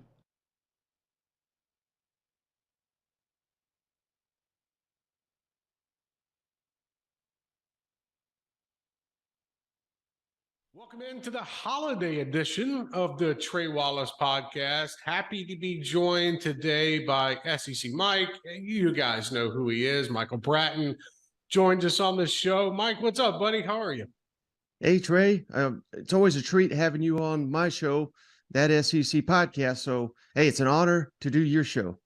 Well, listen, I appreciate you coming on, and it's the holiday season. We've got bowl games going on. We got the transfer portal going on, signing day stuff going on. It's chaotic. It's never a day off in college football, as you know. So let's start in the transfer portal, Michael, where we have seen. I think I saw a number that there are around 1,500 players in the transfer portal as we are having this conversation right now. And I would love to know your thoughts on how you think this has played out since the first day it opened, and then realizing we have got until January 19th, if I'm not mistaken, until this thing closes. What's your early thoughts on how this has played out? Well, I mean, it's nothing short of amazing, to be honest with you, Trey. I keep track of all the players from the SEC that have jumped into the portal, and A&M's got over 20.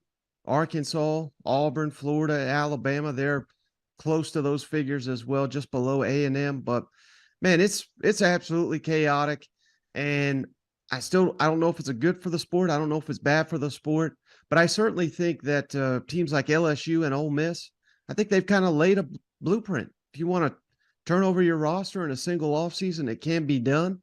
And I bet you Billy Napier, of course, they're kind of doing it now, but I bet Billy Napier kind of wishes he would have taken that tactic as well, because I don't want to say he's run off a lot of people, but clearly a lot of players not buying into his vision. A lot of them quit the team. Some of them got dismissed. Now we're seeing I think they've got like 17, 18 in the portal right now. So we're starting to see those defections now, but it's almost a year too late. Like Brian Kelly did that right off the bat, and it worked well for him. Again, same thing with Lane Kiffin. So it's pretty fascinating, and I don't judge. Obviously, Billy Napier, again, I don't try not to be too harsh on him. Just 1 year. Auburn, Hugh Freeze, the progression, the turnover of the roster, I should say, that's only natural. But who I'm really got a keen eye on is A&M, Alabama, and Arkansas, because those are 3 established programs in the SEC. I realize putting Sam Pittman in that category is kind of interesting, but this will be year 4 for him, and his roster is getting turned over overnight here. So really got to see what those programs add, because, man, they're getting devastated right now by the transfer portal. And like you said, we still got a little over a month here before the thing closes back up. It's crazy to see. And I want to get your thoughts on A&M for a minute with Jimbo Fisher. And we all knew that there was going to be a slew of players that entered the portal after the season. Some did it towards the end of the season. Okay, understandable. But when you look at the amount of players that have left from that 2022 class that everybody had a hissy fit about, rightfully so, and you look at where we stand at right now, like expectations for Jimbo Fisher next year are going to be playoff caliber team. Like that's what Texas A&M's paying for.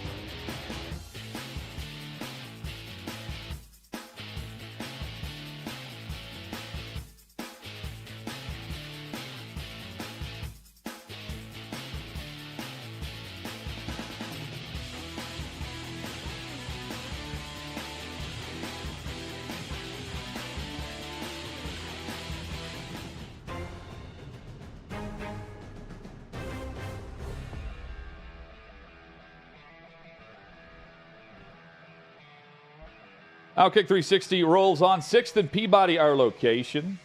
Yeehaw Beer, Old Smoky Moonshine. Next time you're in Music City, if you're listening across the OutKick network, join us here. 6th and Peabody, or Chad, you like to say at the corner of Peabody and 6th. Yeah, when people ask, where are you? I always say 6th and Peabody. The address, it's a special place, Hutton, when the address is in the title of the store. The bar, the store. We've got a little bit of everything. We got a tasting bar. We've got a bar. We've got an outside patio. We got huge TVs a brewery. here. It's a nice spot to do a show every day. Not bad. Also special to have Shannon Terry in the house with us. Of course, the founder of On3 Sports. And we're talking the business of college football and really all sports, college athletics, for the next segment or so, where we've got signing day, which is massive. Chad, you went through the numbers. Shannon, welcome in, by the way. Hope things are well. Glad to be here. Roll through the numbers you were mentioning, because then he can go in depth on what these numbers mean. And we've had this conversation before, Shannon, but the fascinating intersection of college football and business and valuations, and that is very much the business you are in right now with On3 Sports and the direction I know you guys are ultimately headed.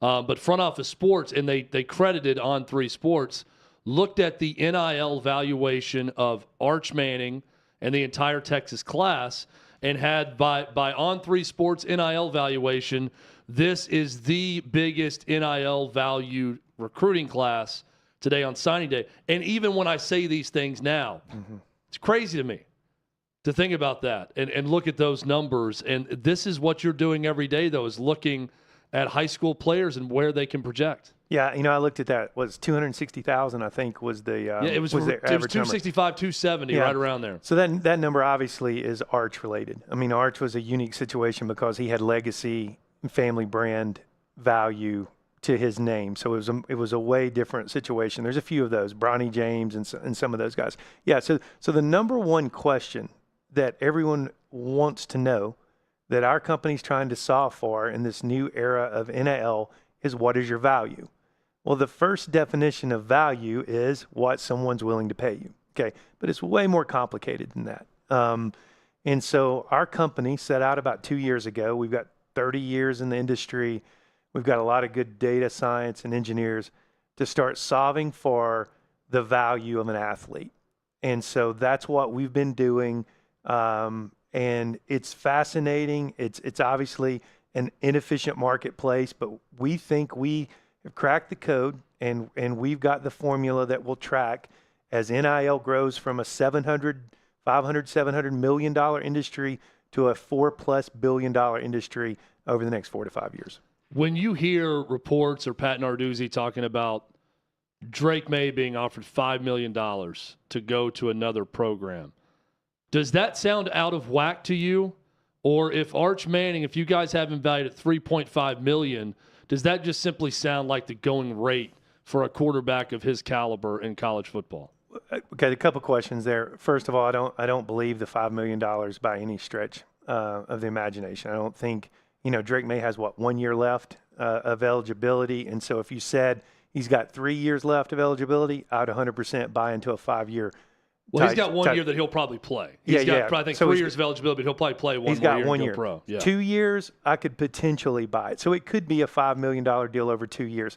The going rate on a really great, quarterback is probably around, $1 million. And so those are the numbers that are being floated. Whether you like it or not, it's the truth. Now, there's only a small fraction that really fit that threshold. Shannon Terry in studio with us on 3 Sports. So we mentioned the floor, $260 grand for Texas with the Manning effect. Do you think, and I know it fluctuates university to university, do you think the floor for the most part will stay where it is, give or take 10, 20, 30 grand, and then we'll see the big players, their money rise? Or do you think the floors will be, you said $4 billion, where will the floor for player by player be in 5 years? So in order to build this construct, what we did is we defined value in 2 different buckets. Okay, a roster value bucket for us is basically your collective driven school, and for the lack of a better term, your salary cap at the school level. Now there's There's endorsement deals. There's local businesses. There's those type situations to the athlete. The second bucket is brand value, and so once an athlete reaches a point where they have regional and national appeal, they get brand deals from big brands, from large, medium-sized brands. Okay, so you got to look at them from two different buckets. So to answer your question, first of all, there are not finite resources at an institution and a collective. Many of these collectives, are working and struggling and even cannibalizing, other donations to build up this annual, stash of cash, stash of bag that's going to be deployed to their roster through the collectives. What we're hearing, and we talk to all the collectives and all the schools, the general goal for your top programs right now is around this $10 million for a football team on an annual basis. Now, how you goal seek to that number as an institution, as a collective, those are, a Clemson, I know the Clemson, totally different type market, where they have 20,000, fairly solid donors versus 3 or 4 billion. So it's a different equation, than say a University of Texas, Texas A&M, et cetera. Okay, so that roster value number it's not infinite. And so if it's somewhere between 4 million, 5 million to 10 million, depending on the program, or even 3 million to 10 million in the program, that money's got to be allocated. And the way it's being allocated is that there are a few athletes, a very few that kind of are naming their price based on the position that they play. There's another handful, that are elite glue to that program's success. Then there's this floor. Now, our average NIL valuation for the SEC, I think, is around $44,000 per roster. So it's not out of hand. The floor that we're hearing from the schools and collectives that they are goal seeking for this upcoming season is somewhere around $30,000 to $70,000, depending on the program. So those are very real numbers, especially when you add that to all the other benefits athletes are receiving by going to that institution. So do you think the universities want to keep it around that floor figure, or do you think that they'll, in 4 or 5 years, do you think we're looking at $1 million floor? No. Based on a $4 billion. It's not. No. Here's the thing that I think everyone needs to kind of understand. The collective value. Let's say that there's 50 institutions, right? Okay, 50 institutions times $10 million is how much money? It's $500 million.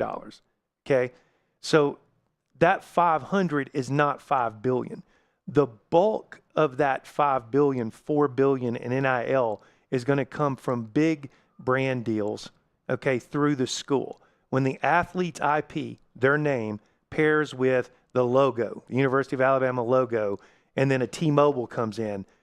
So a very, very, very, very small group of athletes are going to participate in that $2-3 billion in group licensing deals. And a huge chunk of that money is going to go to, guess what? To the schools through these group licensing partnerships with the big brands that pair only a very small group of athletes. So a year ago with A&M's recruiting class, it was crazy good, and also the numbers that were floated out there were through the roof. Now I look at that and I can compare it to, today Carlos Correa signs with the New York Mets, and Steve Cohen, their billionaire owner, he's willing to spend $495 million this year in salary, and the biggest salary financially in the history of the game was $350 million. So you've got one that's out of whack, right? But this is not just a college football issue. Shannon, is it your understanding that the market will kind of reset and things will go back to sort of a median area where when you talk about those big brands coupled with the schools and the programs, we're going to essentially create our own salary cap situation among the 20 to 25 biggest programs in the country, where each of those schools will have at least a similar amount of money they're spending in NIL, combined with brands that are coming in to help that number also. Absolutely. I mean, you're going to be, how you deploy your cash. It is not, you get on Twitter and you read everything. And it's also further moving to that area we're talking about where it's going to separate kind of like the NFL, where there's going to be maybe 45 to 60 programs that are really competing at the highest level because they have the resources to do so, and everyone else goes somewhere else. Yeah, and it's probably going to end up being 10 or 12 of those. And I really think, it's not being talked about right now. And this is the first time I've even said it, but I really think fast forward 3-4 years down the road, the schools that can really pair big corporate brand deals and group licensing deals with more of a larger footprint of athletes are going to have more of a competitive advantage than the booster network collective play. And so there's a lot of ways this is going to shake out. But what's going to happen is we have an incredibly inefficient marketplace, and they're all going to goal seek to a number that will stabilize. But that's just the roster value situation. So the schools and the schools that can get with the corporate brands and incorporate those group licensing deals 3-4 years from now, those are the ones that are going to win big. So remember that term, group licensing on brand value 3-4 years down the road. That's what we're going to be talking about. So going with the big brand concept here, could theoretically Coca-Cola, Apple, Amazon, some of the biggest brands on the planet, could they just decide who's going to be in the top level of college football and all decide, I'm going to pitch in a ton of money to these 12 programs because I don't want to show too much favoritism to one school over another, but I am going to, if I'm Apple, I'm going to have Alabama, Tennessee, Georgia, Ohio State, Michigan, USC, Washington, Texas A&M. Just go through the biggest brands representing all of America. Wasn't that Nike's model? Yes. Yeah. Right? So, but if Apple said, I want you to promote these Apple TV shows and Apple products across the board, all athletic programs, and basically they could just get together and say, all right, well, this is the new NCAA. Here's the highest level of college sports based on what the big brands are spending and who they spend with. That's the play. And, here, if I'm Greg Sankey right now and I'm thinking, the greatest quote, leaders are not thinking in the past or thinking in the future. If I'm Greg Sankey right now, all I'm thinking about, how do I build a group licensing platform for my conference? Now, I understand there's competitive and cannibalization because you're dealing with, schools have their brand partnerships they have to work around, but I would figure that out because group licensing at the conference level, especially conferences like the SEC and the Big Ten, change everything. And so, it's hard to do that and solve for everything else right now, but that's the play.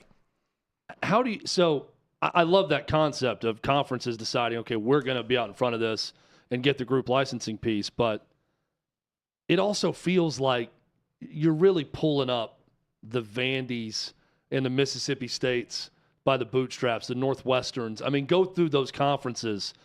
Is this survival of the fittest, or is this sort of a communist structure of we're not going to exclude the little guy and they're going to get all that Apple and Coca-Cola money too, even if Apple and Coca-Cola have to come kicking and screaming to sponsor some of these brands, because if they want the SEC, they've got to get all the SEC. And I guess ultimately, trying to put on our future glasses 15, 20 years from now, does Alabama care if Vandy's getting money from Sony and Coca-Cola and Amazon? The answer is no, and I would also argue that Vandy brings incredible value to the Southeastern Conference. They're located in Nashville. The academic reputation of the school, their success in baseball, their previous successes in basketball, and I think Clark's doing an amazing job, and I think he's ahead of the curve. I don't think Vandy was ahead of the curve by any stretch of the word on the collective space, and I think that's just kind of indicative of their institution and alumni base.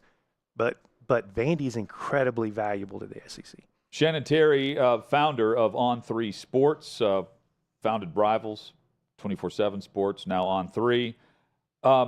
Future question here. You mentioned the 4 to 5 years, $4 to $5 billion valuation, and the majority of the money is going back to the school. We certainly know the players are going to figure this out. Are we headed for a college football players association? And if so, who's likely to jump in and be the de facto leader of that? And by the time it's 4 to 5 billion, do you think we have a legitimate negotiation going on from the players and the schools? I think there has to be. I just hope it doesn't happen too soon, because the money isn't there right now. Okay, the money, their group licensing, is kind of the term that we're using around this brand value concept. Okay, the money isn't there yet because group licensing, which is the lowest hanging fruit, hasn't really taken off yet. It's like Colorado right now. Yeah, and so if it starts too early, then this thing's going to be a mess because they're arguing over, not a lot of money. Most of the money, truthfully, right now, if you remove the, Bryce Young's, $3 million, which was, probably through, the CAAs of the world trying to get a foot in the door in the future and his Heisman and type things. There isn't a lot of big brand money that's actually going to the athlete right now. It's really a lot of collective, distribution going. So at some point in time, I just hope that we never have, I don't want to see college athletes as employees. I think if and speaking from someone who's an entrepreneur here and looking at this from a business perspective, okay, that could be an area that people trick a players association or athletes into thinking that's good for them. One of the absolute worst things that can happen for athletes, in my opinion, okay, would be going down this employment W-2 model. That is an absolute disaster. It is a ceiling on their upside. It removes this meritocracy concept to a degree. Hate it, hate everything about it. Greg Sankey and Kevin Warren are running things, right? Who's third on that list? And did the hire or the announcement of Charlie Baker as the next president even move the needle in respect to that? I don't think so. We agree. I don't think so. And I don't know that anyone's running it. I mean, Sankey is a brilliant man. When he speaks, there is no wasted words. I bet that 6 out of 7 days he feels probably a little paralyzed. Whether it's federal legislation, state legislation, all the things. So that's the problem. I don't think anyone's running it. You said something last time that I think really rings true about people just have to accept the fact that players are going to get paid. They're going to profit on name, image, likeness. That is where it is now. It's not going to go away anytime soon. So my follow-up to that is, how do we get to some common sense governance on this to still acknowledge, you could be the biggest traditionalist around and most old school person and fan of the sport and acknowledge these kids are going to get paid. So we're going to have to deal with that while also not robbing what we love about college sports and keeping it a competitive system where there's checks and balances. There's rules against a school contacting Drake May if he's under scholarship. You can't contact NFL players under contract. So if they're playing somewhere else, they're not in the portal. How do we get there? How do we get to that point? Okay, first of all, why in the hell do we care that an athlete makes money? Like this old school concept that I hear and read all the time is is ludicrous. We should want these athletes to make as much money as they can so that they can learn financial literacy and learn. I guarantee you they're going to go into college classes with a completely different optic if they're out there running their own marketing campaign, depositing checks in the bank, reading contracts and whatever. So my first stance So is let me give you the response to that, though. Okay. Because, and this is not me. I'm playing harder too, by the way. Yeah, look, I talked to a lot of, older people that have been around a while. Bingo. And the thought is, if you give someone money at that young of an age, if they earn money at that young of an age, and not just earn money, but make a lot of money at that age, suddenly then they're going to try to call the shots and not be a part of the team. And it's going to blow up the team structure, and they're going to become more of a diva, and they're going to go to their coach and demand more, and they're going to do this and that, and it's going to ruin my beloved sport. That's the counter to that whole idea. Any head coach, any administration, okay, that has grown-ass people running it, and they can't emotionally, physically, culturally manage a bunch of 18 or 19-year-olds, don't deserve an $8 million, $9 million a year contract, and their 40 to 50 support staff, first of all. Okay, so what you're going to see is the programs that have the leadership and the culture, will not have those type of locker room problems. But this whole construct that young athletes have not earned that opportunity to make money, and the market will get efficient. You're not going to overpay too many people till you learn I can't overpay too many people. Because guess what? Cash isn't infinite. It's finite. It's finite at every level because every dollar a donor gives, it's keeping them from building a building or going into some other fund. I don't care what anyone says.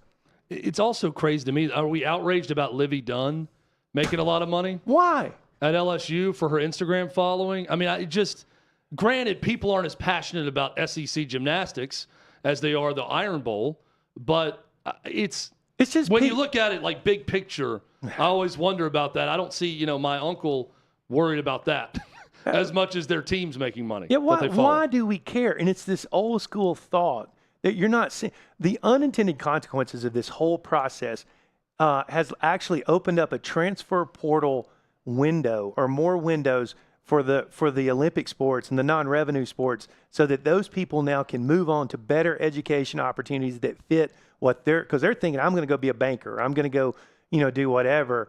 And now they're getting to go, through because of the awareness around the transfer portal and all thing opened it up. There's so many benefits to this. We just have to get out of this mindset that it's all negative. And it's not going to fix itself overnight.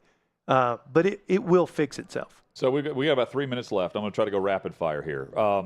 So the Power 5 years from now, is it a Power 2, a Power 3? How many schools do you think there's going to be a line where we cut things off based on the money that's going to be spent for this group that's ultimately going to control all?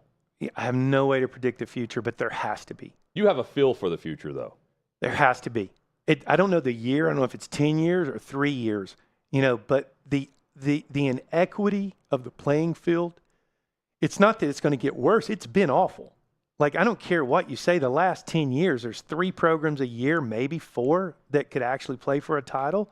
We're in the same situation, okay? So it has to be set up different, or we're just too many bad games right now. And among the commissioners not named Sankey or Warren? I don't know. Okay. I really don't. I was going to ask you, who's most likely to step up and claim that spot? I know who the best man is. It's not even close. I mean, and I'm not trying to pick favorites or anything, but Greg Sankey is a brilliant man. He's a genius, and he sees it and he gets it. He would be a phenomenal leader. And look, he's from Syracuse, New York either. He's not some good old boy they pulled off a Alice Chandler tractor. So you can't just because he's led the SEC during this huge economic boom, you can't hold that against him. This is always great when we have him in. Every time. Every time. It makes me think about something new every time we have him on. Yeah, can we briefly, in 30 seconds, can we tell the bank account? I refer to it as a bank account. It's not a bank account. But for players, individual players that can see their value, where they are, I'll let you explain it, where they are and where they could go. Well, and also Nico Iamaleava at Tennessee is a great example. I saw you post about this in On3. He has activated his On3 NIL profile, essentially. What does that mean? Yeah, so we have the largest athlete database there is. So what happens is an athlete signs on to On3, does a search, finds their profile, goes to their public-facing profile, which publishes their On3 NIL valuation, which is the cumulative total. Once they claim that profile, we launched a couple weeks ago an athlete network, think LinkedIn for high school and college sports. They go into their private community. In this community, they get their roster value, which is what the collective's discussion is. They get brand value. We even show them deals, NIL deals to look at. They can manage part of their On3 profile. They can chat and talk with other athletes about NIL things. There's education components coming. The app, we're in an MVP portion right now. The app will release in June to connect all this chaos going forward. Our guy Grant Firkin going to be a part of the education piece of this? Grant Firkin is head of activations, and so he's going to be out talking to all the athletes across the United States. We're building an activation team of former college athletes to go out and show them. We want to set the value, define the value, and through that, so much will be cleared up because everyone will be working from a level playing field. Shannon Terry has been our guest in studio. It's always great to have you on. Thank you for coming in today. Thank you. Much appreciated. We're going to give him the tour of Yes. 6th and Peabody here in just a moment. Shannon, check out On3.com. On3 is where you can see everything that he's just discussed in a nutshell and consider where we are and where it's going to be based on the app and everything else that launches in June. Shannon, Terry, appreciate you. Thank you, guys. Coming up, speaking of money, a new top team for a sales price with the Phoenix Suns by nearly $2 billion. I said $2 million. $2 billion. That's next on OutKick 360.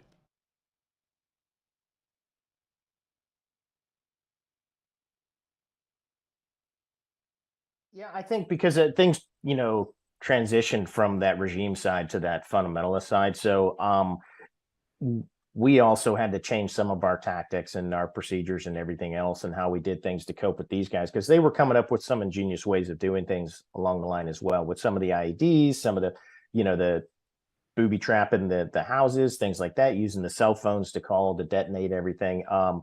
So it became, I think, as much as you say, more violent in that way, because with the regime guys too, we knew that there was the end state was trying to get Saddam, so that we needed intel as well. We needed to gather that intelligence. There was only so much that was there from previous, just historical data. Then we had to actually make it real intel and workable intel.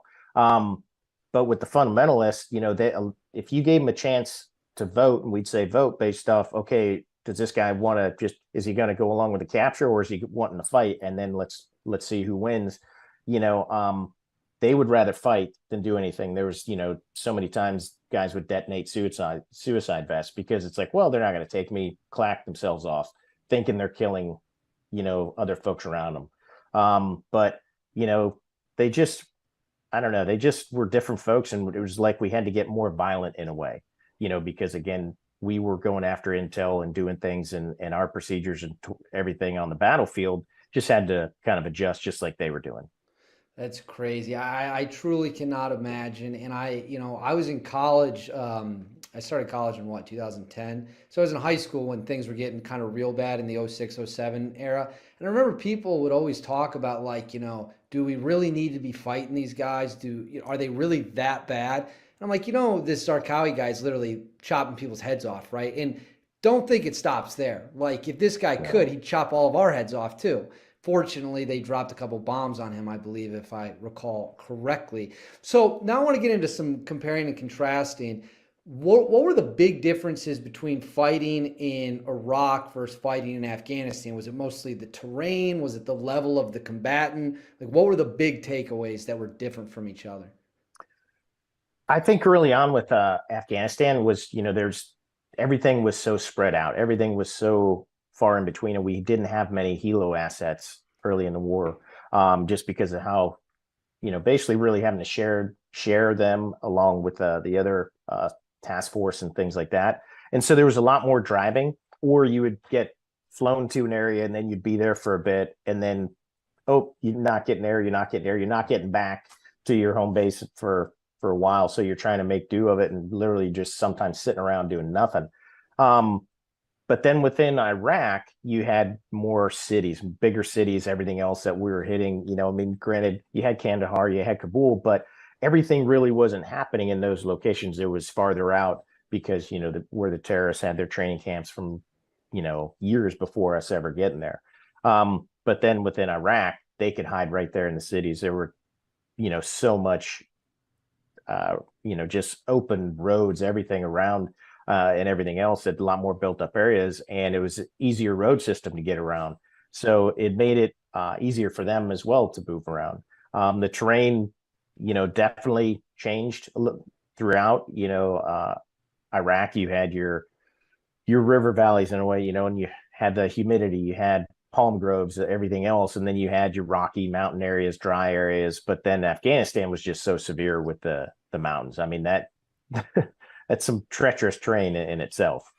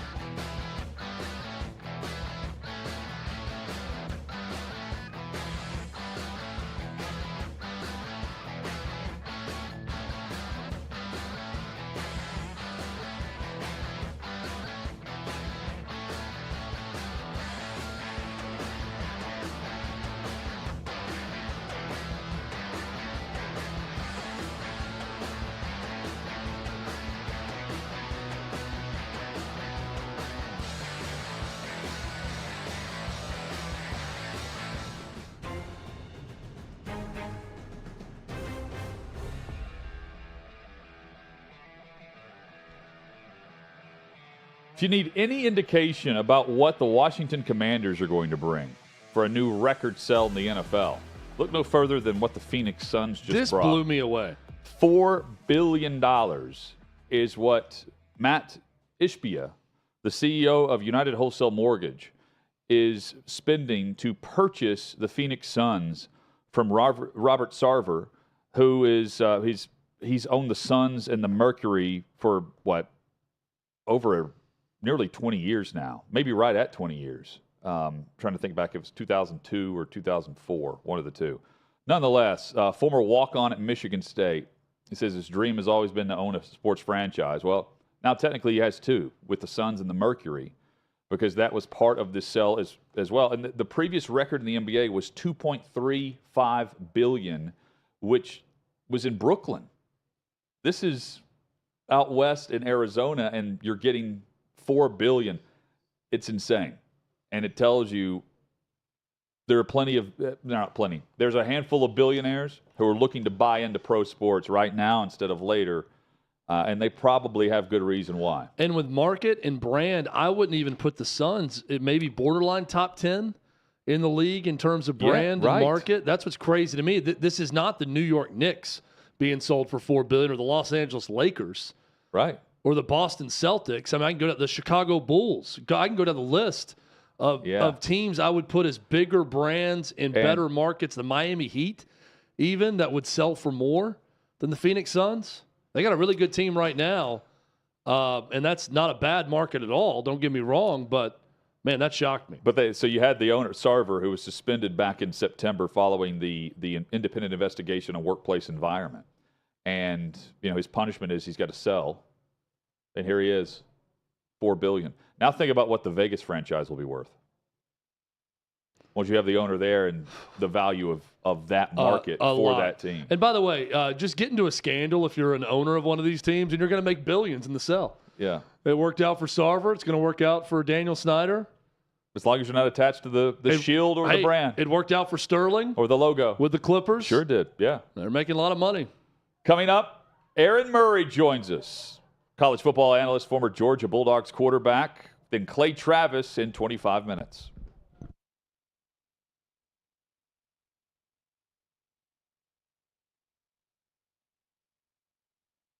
Hey guys, it's Tommy. Check out OutKick.com for exclusive content and make sure you follow me on social media at Tommy Lahren. So I don't have to tell you all this because it's been made abundantly obvious and has been repeatedly confirmed.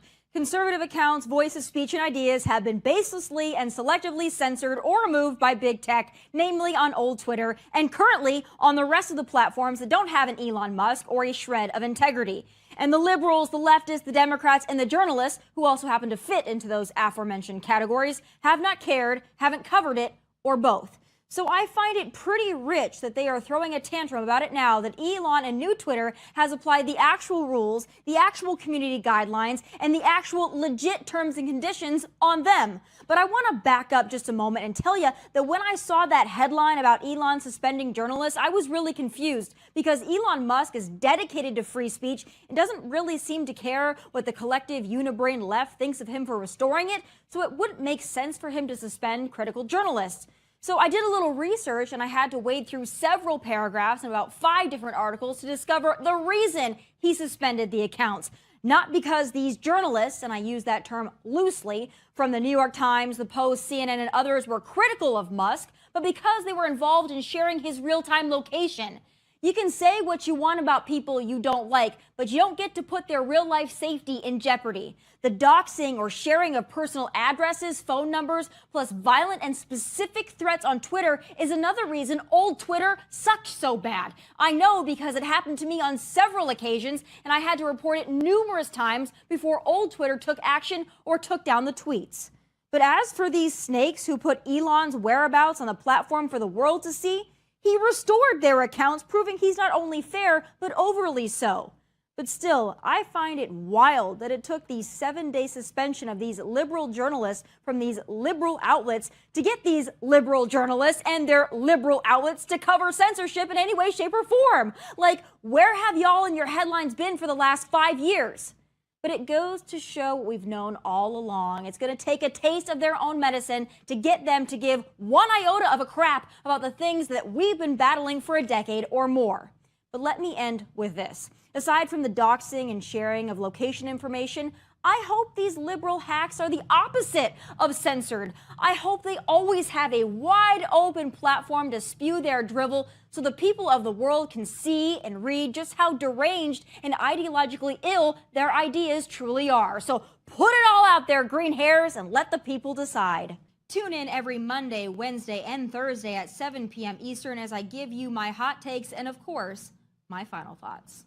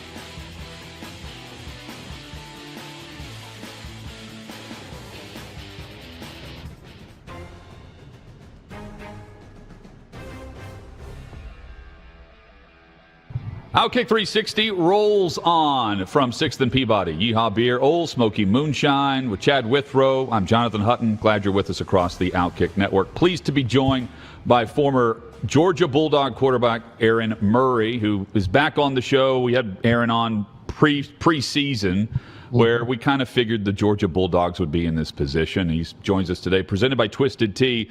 They created a limited edition University of Georgia pack that is now available in local stores where fans can buy it across the state. Aaron, good to see you, man. Welcome back, and congrats on your Bulldogs yet again running it back.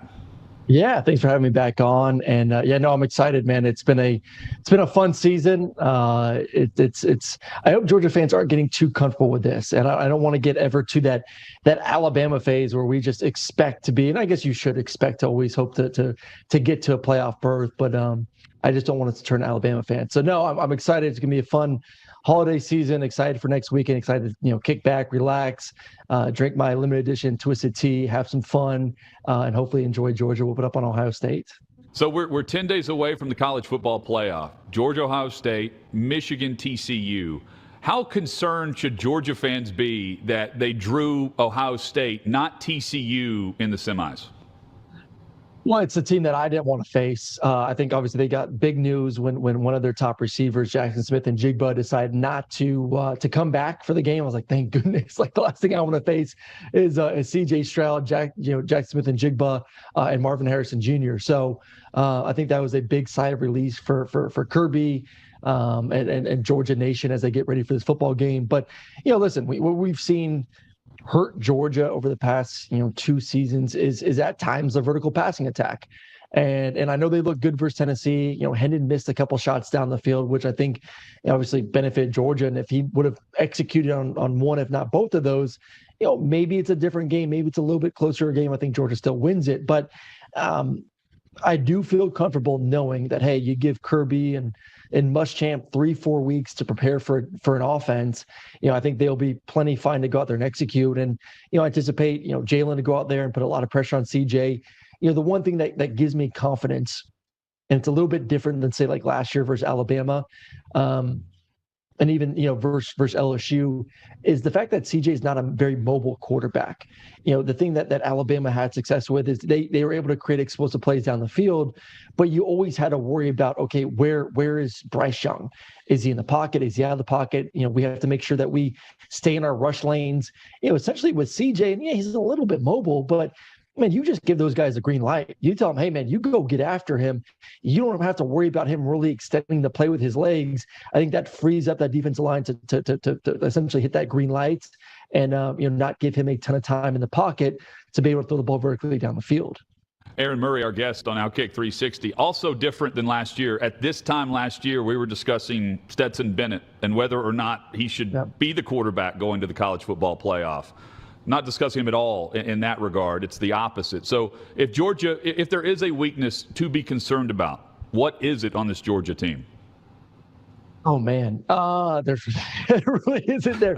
At times the receivers have had some struggles. Ladd, middle of the season, had some issues with drops and fumbles. I think he's come back and has played really, really well. I thought he had a great game there in Atlanta versus LSU. It was good to see AD back on the field. Obviously, he wasn't a huge impact, but I think getting him now back and with Stetson for the past 3 or 4 weeks to continue to work on some of the timing and chemistry and get him involved. So I do want to see these receivers take their game to a level that we saw last year, especially AD Mitchell, to take some pressure off Stetson, to take some pressure off, the tight ends and Kenny catching the ball in the backfield. Because then all of a sudden, as a defense, you're saying, okay, we just can't focus on Bowers and Washington. We just can't focus on Kenny McIntosh out of the backfield. We also have to worry about McConkey and AD Mitchell. At that point, you don't have enough good defenders on the back end to be able to match up with those guys. And Stetson and Todd Monken do such a great job of schematically figuring out where the one-on-one matchups are, where the weaknesses on defense, and then Stetson going out there and doing his thing. You mentioned Alabama earlier, Aaron, and I'm amazed that both Will Anderson and Bryce will play in this game and not opt out. It's one thing not to opt out of a playoff game, which no one really is, unless you believe some of the reports on Jackson Smith and Jigba. But regardless, I'm still shocked that those guys are going to play in this game. We in the media are sort of conditioned never to question a player for opting out of a bowl game, but for their NFL future, for their own personal well-being, all of that, financial future, all those things. Put your player hat on, though.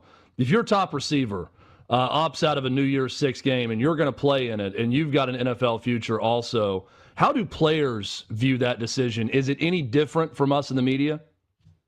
Well, first off, I'm with you. I was very surprised when those two decided to come back, and I'm just sitting here as a college football fan, praying that they don't get hurt, because if they do get hurt, you may never see a top guy play in a bowl game ever again, unless it is a playoff game. But I think it's great for them. I hope they go out there and ball out. I hope they go out there and in 4 months get drafted in the top 5. And we're talking about how awesome it was that they finished the season off with their teammates. But the thing that I could talk to is how much fun the bowl week was. Like, I'm on a group thread right now, and we've been talking all week with my former teammates and roommates back at the University of Georgia. 2 of them are coaches at the D1 level right now, and they're on their bowl trips, and they're taking pictures of some of the activities they're doing. One of our guys is in Hawaii taking pictures of the beach, and then all of a sudden that gets in the conversation about our bowl trips and how fun they were and how exciting they were. Like, the game is great, but the activities you get, it is a free trip with your boys to a awesome destination to have some fun, to cut it up for one last time before essentially half your team goes away. I just think that these kids are missing out on why did you start playing football? When you were 5, 6, 7 years old, why did you start playing? Well, because your boys were playing. Because an opportunity to go hang out with your teammates or your buddies, whether in school or your neighborhood buddies, to go in your parents' backyard and play some one-on-one or pick up football. That's why you played the game. And obviously we get to a point where then it's all about money. But at its core, you play the game to have some fun and be with your boys. And the bowl trip is the exact closest thing to that. So I feel bad for the kids that miss out on that one last opportunity. But I'm with you. Like, you can't fault a kid for wanting to essentially play it safe a little bit. Aaron Murray, our guest, presented by Twisted Tea on OutKick 360. Aaron, well, you mentioned Chad mentioned Bryce Young, C.J. Stroud. In some order, those are the consensus top 2 quarterbacks that will go pro. Do you see the same qualities in Will Levis that the NFL draft analysts, the scouts, they're talking about right now? Or do you see a quarterback that Chad and I have discussed that has produced very average results considering expectation and climbing the ladder, so to speak, from last year to this year? should we expect more from Will Levis at Kentucky versus what they're going to expect from him next level? Well, first off, the traits are there. I mean, he's a big kid, big arm, athletic. He's a competitor, gutsy, a little bit too gutsy, and wants to put his body at risk a little bit too much. Obviously, the turnovers are a big issue. Like that's QB 101. Like the first thing that every coach I've ever been around talks about is taking care of the football from the quarterback position. Obviously, he's had his big time struggles doing that, but scouts will Google Gaga over him.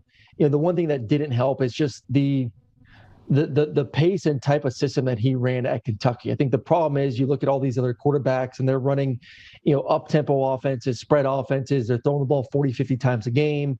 They're throwing 4 or 5 touchdowns. And we get so accustomed to saying, oh, he must be a great quarterback because he threw for 40 touchdowns, 50 touchdowns.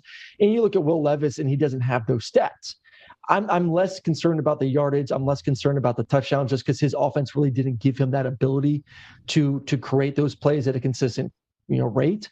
I'm more concerned about the turnovers. Like that is a big concern for me at that next level or any level. Can you take care of the football?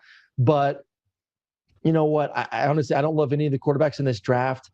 If I was a quarterback or a team that needed a quarterback, I would lean a little bit more towards CJ Stroud. I love Bryce Young. I love his game. I was looking at McShay's board the other day, and he's like, "Oh, he's 6 foot." No, he's not. Bryce Young is about 5'10", 180 pounds. Like, Kyler Murray's small, but Kyler's pretty thick. Russell's small, about the same height, but Russell also is pretty thick. Bryce, I'm a little bit concerned, even though I know he's mobile and whatnot, of just the beating that next level is going to take, especially with more and more games that they're adding at the NFL level. I think CJ's I don't love the fact that he's not as mobile, but I like his ability to be in the pocket. I like his throwing. I know there's the knock of, no Ohio State quarterback can play well at the next level. But I would go CJ 1, Bryce 2. And then after that, I don't think any guy deserves to go in the first round after those two. And it's funny you say that about Ohio State because that was Alabama for years, was the knock that Alabama quarterbacks don't succeed at the next level. One guy who's not small at quarterback is Hendon Hooker. And he is the opposite of Will Levis in the offense he played in, where he had all the numbers and he had the fast break offense and he took the deep shots and didn't also have a lot of dropbacks under center in that offense. So when you look at Hendon Hooker as a pro prospect, I know the ACL tear at the end of the year certainly does not help him, but what do you see in terms of NFL potential? Well, I like Hendon. I would be interested to see if a team in the late first round, maybe with a veteran quarterback, wants to pick up Hendon, or someone maybe trade into the late first round in order to get him. I've been around him. I've covered a couple Tennessee games. He's a great competitor. He's bigger and stronger than you think. His ability to shed tackles and extend plays with his legs.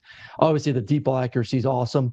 The one thing that really stands out to me, and if you really go watch him, a lot of balls are high, especially intermediate throws, like anywhere from like that 10 to 15 range. Balls at times tend to sail on him. You saw some tip interceptions. We've seen receivers having to jump up and go catch it. So that, along with the system, worries me a little bit, but I think he has a lot of really good qualities that teams want at the next level. And, put my feet to the fire. We talk about the two other quarterbacks in the first round, Will Levis and Anthony Richardson. I would bank on honestly taking Hendon Hooker over both those guys in the NFL draft. I think he's more pro ready. I think he takes care of the ball better than Will Levis. And I think Anthony Richardson is a project. I think Anthony Richardson is the guy. To me, I thought he should stay for 1, if not 2 more years at Florida to continue to develop. I think he's doing himself a disservice by going to the NFL. I think he's going to be put in a situation where he has to play early, and I don't think that's good for him or the franchise. Or if he goes to a place where he sits, that's also not good for him because the kid needs reps. He only played, 13 games as a starter at Florida. He needs to play football.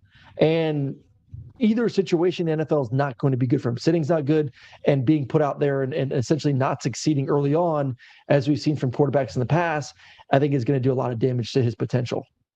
Aaron Murray with us on behalf of Twisted Tea. OutKick 360 continues, and the early period signing day going on, and the transfer portal. From a quarterback perspective, it allows the QBs to find the right fit if coaches are moving around, so on. But I also wonder, Aaron, from a QB perspective, does it make it harder to actually develop these guys now? If they're bouncing around program to program, going next level to the NFL, do you think we're going to see more of the same, more of the recent results from quarterback classes where they're not really living up to the hype so much as we'll see one guy make a big play here or there, but no real franchise difference makers to this point? Well, I do think next year you will see 2 franchise difference makers. Like I joke, like I was, if I'm Houston, I'm finding a way to tank for Caleb or Drake for next season. Like I think those 2 are significantly better options than what you're seeing this year. So no, I still think at the end of the day, like the big Power 5 schools are going to be on the top of a lot of kids' lists, whether it's kids in high school or the transfer portal, to come in and wait their turn and go out there and have success, and then take their chance at the next level in the NFL. But I don't know. I kind of look at it like this: like, you bounce around the NFL a lot. A lot of guys don't stay at one franchise for forever. You see guys moving around. I think the ability to show NFL scouts and GMs and coaches that, hey, I've played in this system and this system and this system. My freshman year I was in a pro system under center. My sophomore year I was more of an RPO system. My junior year I was in this system. I think it shows your ability to learn, to pick up, to develop as a quarterback. So I kind of look at it as essentially more of a positive. So there's some dispute on the numbers because we've heard different things, but you mentioned Drake May, and there's been separate reports. One, that it was $4 million he was offered by 2 SEC programs. Pat Narduzzi goes on radio in Pittsburgh and says it's $5 million. Said he wasn't going to name the programs, but we all have a pretty good guess based on other reports. It's 2 programs that are competing annually for national championships, Alabama and Georgia, and 2 programs that are losing a veteran quarterback this offseason. When you hear that, Aaron, separate of NIL and that whole issue, do you think that's good for the sport when you hear that Drake May is being offered $5 million to transfer? No, because I don't like what NIL has become. NIL was intended to be what the professional athletes do. Hey, you ball out, and the local restaurant or Gatorade or Dr. Pepper wants to give you some endorsement deal, you get to enjoy that because you deserve it. This isn't, hey, I'm a X university and I have, I'm the New York Yankees and I have this salary cap and I can go out there and pay for Aaron Judge and all these top players, and compared to, the Tampa Bay Rays who has to play more money ball because they don't have the salary. Like, that's not what it's intended for. And that's what it's become a lot because of some of these collectives and essentially, I would like to call it's a GoFundMe. That's all it is. It's a GoFundMe. It's, hey fans, we have 1 million fans. If everyone just puts in $5-10 per month into our GoFundMe, we can go out there and buy the best players in the country. Like, no, that is not at the heart of it what NIL was intended for. I hate it. Unfortunately, I don't see it slowing down because of the rules and because of the arm's length distance in which these collectives are from these universities. They will continue to find ways to get into these players' ears and say, hey, come on over to University of X and we'll pay you the $5 million, where it's not really the coach doing it. It's not the university. It's the collective. So, yeah, I hate it. I hate it. I hate it. I hate it. It's not what NIL was for, but unfortunately, I don't see it changing anytime soon. Hey, man, in this day and age, though, if you were playing, you'd be able to rep anything you want, much like Twisted what Tea. you're doing with Twisted Tea. Yeah. Yep. And the limited edition Twisted Tea for Georgia fans is out. Tell us about it. Yeah. So first off, I'm a big tea guy ever since I got to the state of Georgia. So it's good now of age. I can enjoy it with a little bit 5% alcohol in there. But they've done a great job. Excited about this partnership. Limited edition. You see it right over my shoulder. Packs that you can find all over the state of Georgia. So, I'll be, I don't know if I'm going or not. Maybe if I'm tailgating, I'll be enjoying it. But if not, I'll be on my couch come New Year's night, enjoying some Twisted Tea, watching the Bulldogs kick some Ohio State butt. TwistedTea.com for more info. Hey, and you know this, the Big Ten with 2 teams in, they're going to get 2 cracks at Georgia. If they go 0 for 2 in this, oh, man, the bragging rights, guys, is going to be massive. Let me give you a little preview. They're going 0 for 2 against this Georgia team. I don't think there's any doubt about that. I'm sure Aaron probably agrees. Well, I agree with that, but I honestly, don't sleep on TCU. I'm still not convinced that JJ McCarthy is good enough to win a championship. I do think this is a football team on the offensive side. I like, obviously their offensive line just won, the award for best offensive line in the country, but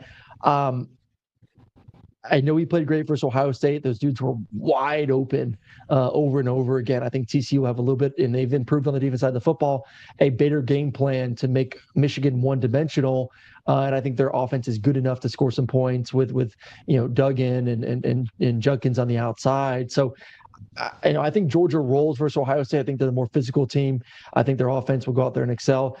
Once again, I don't sleep on TCU. I'm not a believer just yet in J.J. McCarthy and his ability to win big-time football games against a quality opponent. Aaron Murray. I'll say this consistently because he did beat Ohio State, but consistently. Yeah. Aaron Murray has been our guest. Always great catching up, man. Great visit as usual, and let's do it again soon. Appreciate you guys. Have a great one. Thanks, right, Aaron. Same to you. Again, twistedtea.com for more info there. Big thanks to Aaron Murray. Coming up, Clay Travis joins us from one of his handful of beach homes and probably really close to the private jet that he took there. He's next on OutKick 360.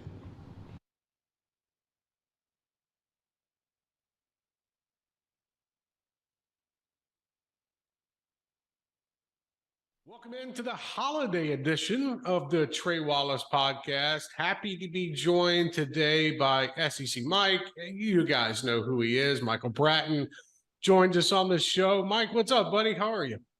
Hey, Trey. It's always a treat having you on my show, that SEC podcast. So, hey, it's an honor to do your show. Well, listen, I appreciate you coming on, and it's the holiday season. We've got bowl games going on. We got the transfer portal going on, signing day stuff going on. It's chaotic. It's never a day off in college football, as you know. So let's start in the transfer portal, Michael, where we have seen, I think I saw a number that there were around 1,500 players in the transfer portal as we are having this conversation right now. And I would love to know your thoughts on how you think this has played out since the first day it opened, and then realizing we have got until January 19th, if I'm not mistaken, until this thing closes. What's your early thoughts on how this has played out? Well, I mean, it's nothing short of amazing, to be honest with you, Trey. I keep track of all the players from the SEC that have jumped into the portal, and A&M's got over 20. Arkansas, Auburn, Florida, Alabama, they're close to those figures as well, just below A&M. But man, it's absolutely chaotic, and I don't know if it's a good for the sport. I don't know if it's bad for the sport, but I certainly think that teams like LSU and Ole Miss, I think they've kind of laid a blueprint. If you want to turn over your roster in a single offseason, it can be done. And I bet you Billy Napier, of course, they're kind of doing it now, but I bet Billy Napier kind of wishes he would have taken that tactic as well, because I don't want to say he's run off a lot of people, but clearly a lot of players not buying into his vision. A lot of them quit the team. Some of them got dismissed. Now we're seeing, I think they've got like 17, 18 in the portal right now. So we're starting to see those defections now, but it's almost a year too late.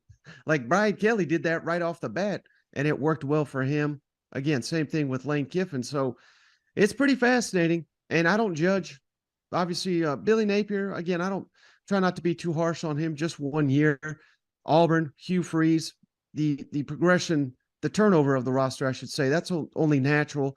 But who I'm really got a keen eye on is A&M, Alabama, and Arkansas, because those are 3 established programs in the SEC.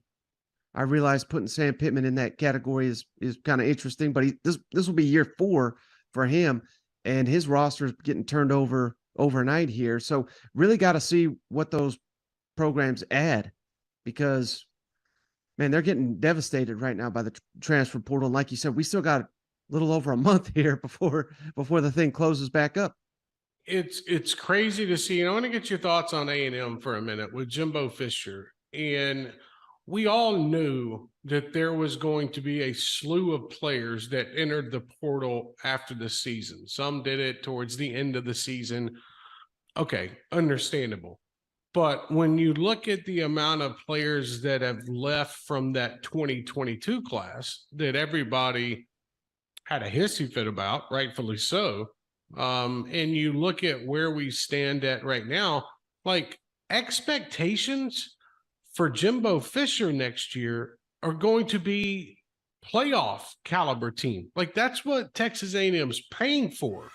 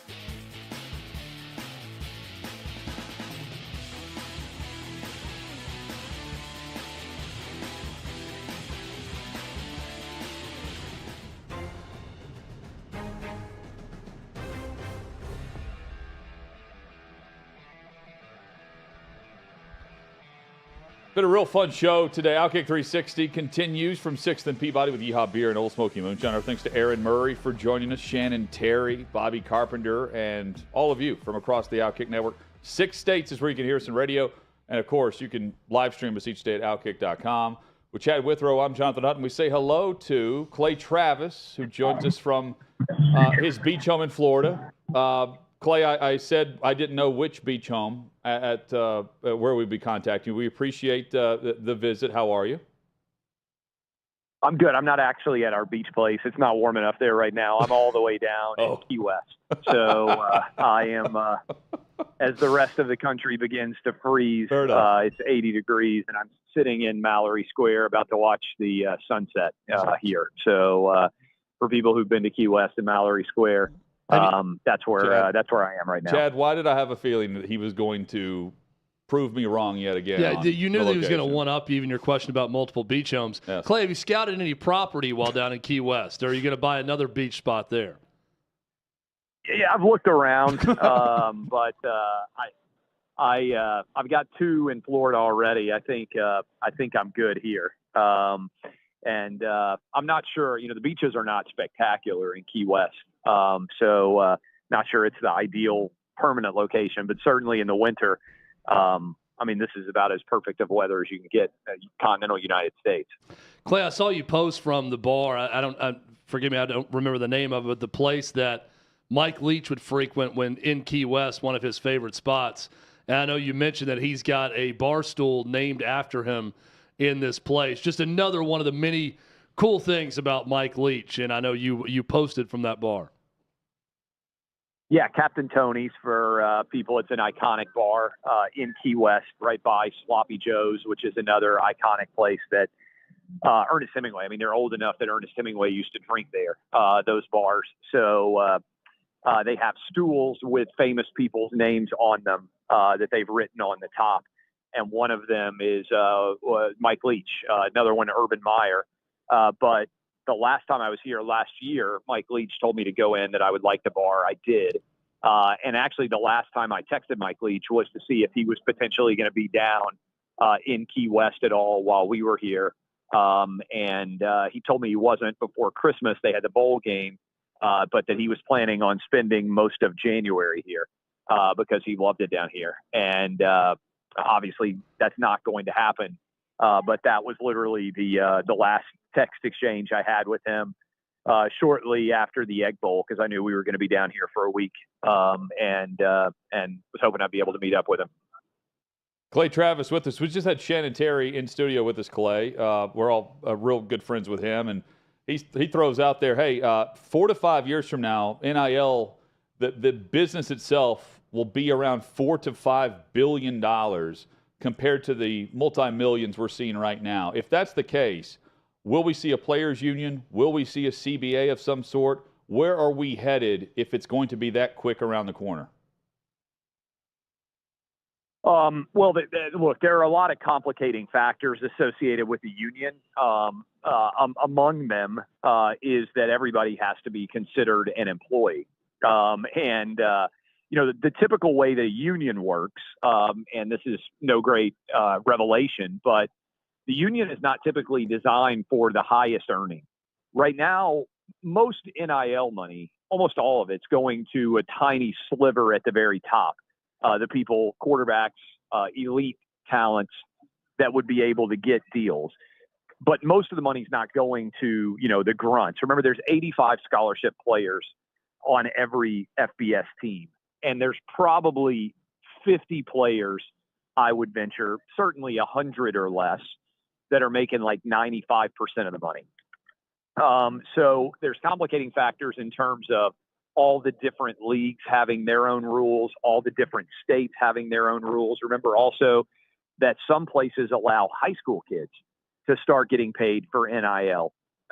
So what I have said makes the most sense to me is using the existing hospitals. So every major college town has a hospital, by and large, that's the university hospital, right?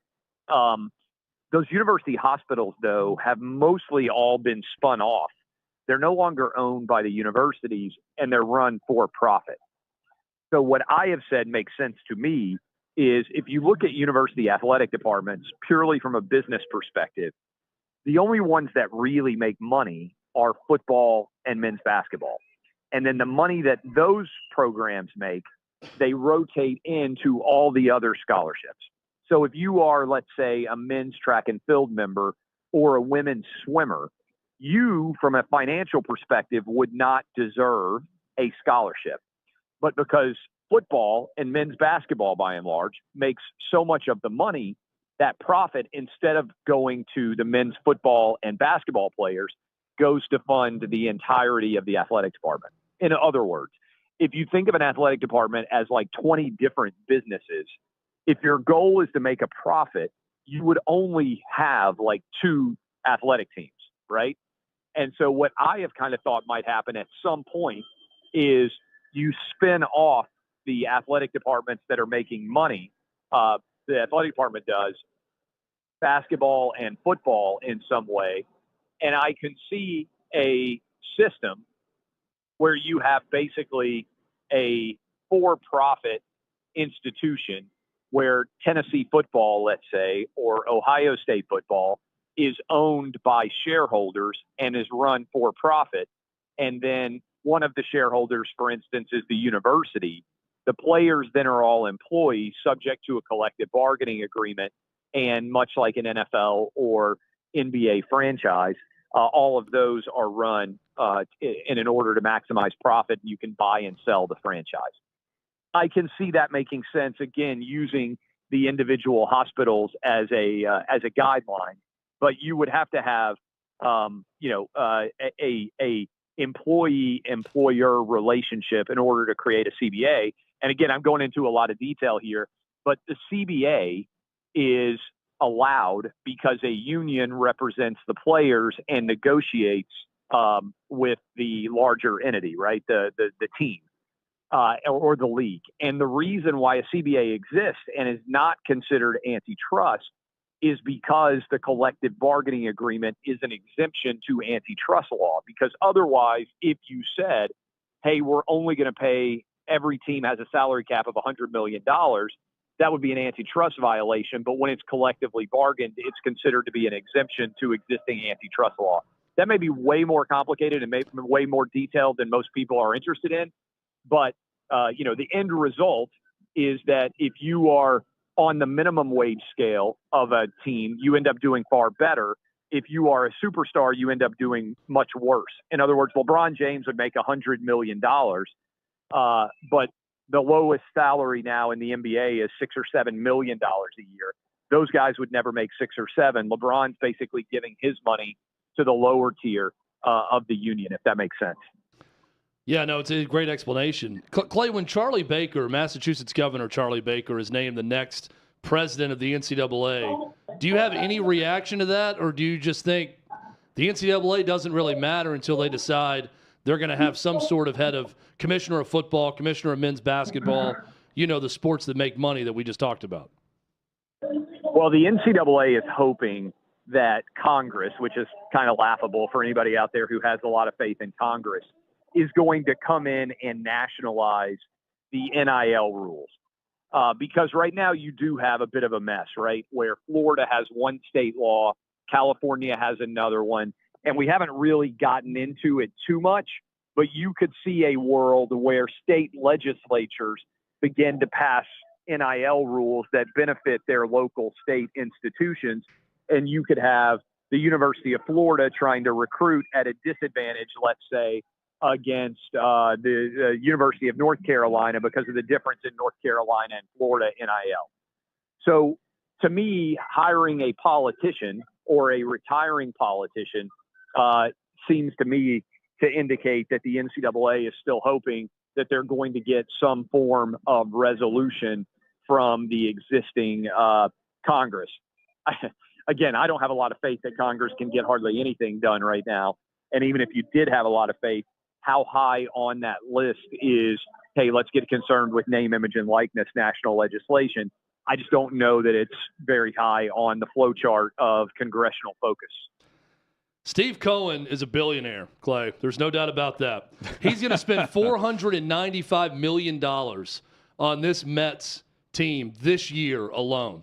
That is $150 million more than the record high payout for a Major League Baseball team in one season. That's also about 4.6% of his net worth, and that is it. What do you think about this strategy for the Mets and Steve Cohen? And it feels like it's almost laughable if they don't win the World Series, if they're spending $150 million more than the second place team. Well, this is why the other leagues have salary caps. Yes. And why Major League Baseball players don't want a salary cap in their league, right? Because what everybody looked around and said was, if there's no salary cap, then ultimately the richest guy is going to win the majority of the championships because he can put way more money into player salaries than everybody else can. And the business of pro sports in general, if you break it down, which I think is kind of fascinating, actually involves not putting your opponent out of business, but making your opponent as competitive as you can so that the quality of the competition, which is the essence of the business itself. And so I'll unpack that. If you own McDonald's and you're next to Burger King, you would love to put Burger King out of business because then you're the only place that's selling hamburgers, right? If you put your competitor out of business in athletics, you don't have a business anymore because the competition itself and the quality of the competition is what makes the business exist. And that's what the NFL has kind of realized, is that parity, the idea that one moment you can be the worst in your division and the next moment the best, is the best way to maintain interest across fan bases. So Major League Baseball has always had this challenge where, the 10 or 12 wealthiest teams could spend drastically more than the other, 18 teams. And certainly it seems like Steve Cohen, who is super rich, has decided that, the thing that he would like to do is win a World Series for Mets fans for the first time since 1986. And he's willing to spend money, even though he may lose money on the business, because that is worth it to him. And so that's the challenge that Major League Baseball has, and why being one of, I believe, 30 Major League Baseball owners can be frustrating, because ultimately the richest guy wins more than the team that might have the best organization. Clay Travis with us, OutKick.com, and of course joining us from Florida by phone. Clay, the Phoenix Suns, if you had me to list franchises that are in the NBA that would go for $4 billion plus, the Suns are further down the list than I could name right now. I could rattle off 10 franchises, I feel like, in the NBA before I would get to them, and maybe I'm clueless on that. How surprised were you on that number itself, a $1.5 billion, roughly more than the previous record for the association? And am I right in thinking you have some type of relationship with either the owner or a family member there? Yeah, one of the owners is my buddy. So we went to law school together. You think you're doing well in life until your buddy decides he's going to buy a pro sports franchise for $4 billion. But he's an awesome guy, and he's been shopping and trying to buy. They were one of the finalists, he and his brother, one of the finalists for the Broncos, and they're now buying the Suns. And the way that – so I would not want to own a pro sports franchise right now unless I was so rich. Like I'm at Mallory Square right now, and they always say, if you have to ask how much a yacht is going to cost, you don't have enough money to buy a yacht, right? And so the way you have to think about professional sports franchises to me is ultimately you're buying a piece of art, right? I mean, that's basically what it is. So you can hang that piece of art on the wall. The business value, in other words, the cash that you're going to make, is not the most efficient way for you. But if you own a pro sports franchise and you have owned it, they've never been cheap, right? Every time when Jerry Jones bought the Dallas Cowboys, you guys can look up what it cost. $90 million in 1988, I think, is roughly what it cost. Everybody said he was crazy. How in the world can you justify that price for the Dallas Cowboys? Well, the Dallas Cowboys are probably worth $10 billion now. Yeah. It's like one of the best investments of all time.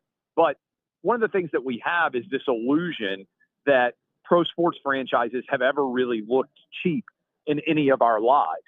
What I have found is super rich people enjoy buying things that only super rich people can afford.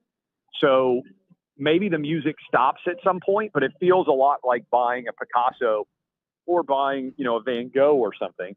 There aren't very many of them, and there's a lot of demand for them. So I think the way you end up making a money on a pro sports franchise is not actually from running it and deriving greater value from a dollar, cash flow perspective. It's that if you told me in 40 years that an NBA franchise or a NFL franchise or Major League Baseball or whatever might sell for $20 billion, I wouldn't say that that's crazy, just because I'm bullish that super rich guys are going to continue to get super richer, and there's only so many things they can buy. There's only so many elite fraternities that you can join. There's only 100 really high-end pro sports franchises in America, and there's a lot more than 100 wealthy people. So I wouldn't choose from a business perspective, but I bet they make a lot of money when they sell it in 20 or 40 years.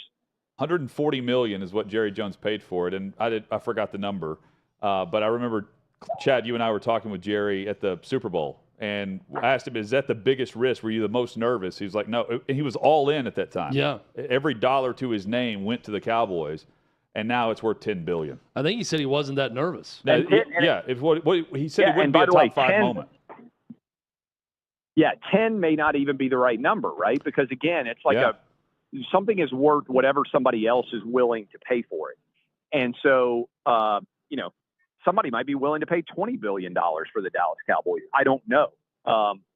But yeah, like that is, to me, the value play is what I have found is whatever rich people want is probably a good investment, because rich people's income is going up at a faster rate than normal people's income. So, whatever you're buying, if I look at what, beachfront property cost a decade ago, in Florida, it wasn't cheap then, but it looks cheap now. And I would bet 10 years from now, 20 years from now, that same trend line is going to remain the same. Clay, Merry Christmas to you, Laura, the kids, and your parents. I thought the post was really cool, by the way, with you and your dad on the plane. Really cool. Yeah, and, I've got 14 people down here. So that's awesome. We've got a have whole 16? family down here. So we've been down here for a week. Thanks. You couldn't have 16? Yeah. You'll have 18 in about 24 hours. We'll see you soon. Yeah. We'll see you at Mallory Square, wherever the heck you are right now. Clay, thanks so much, man. Merry Christmas. Yep.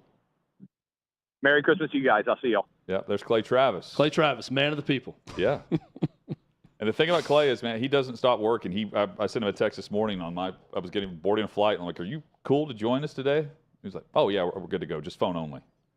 So he's like poolside somewhere. Yeah, it's Clay does not detach ever. No. There's never a full, hey, I'm going to be gone for 10 days or 2 weeks or 3 days or the weekend and I'm not going to respond or I'm not going to be tweeting or I'm not going to be working at all. He's constantly doing something. That's for sure. Some movement in the odds for Defensive Player of the Year in the NFL. We can dive back into MVP with Jalen Hurts and the shoulder injury and the latest there.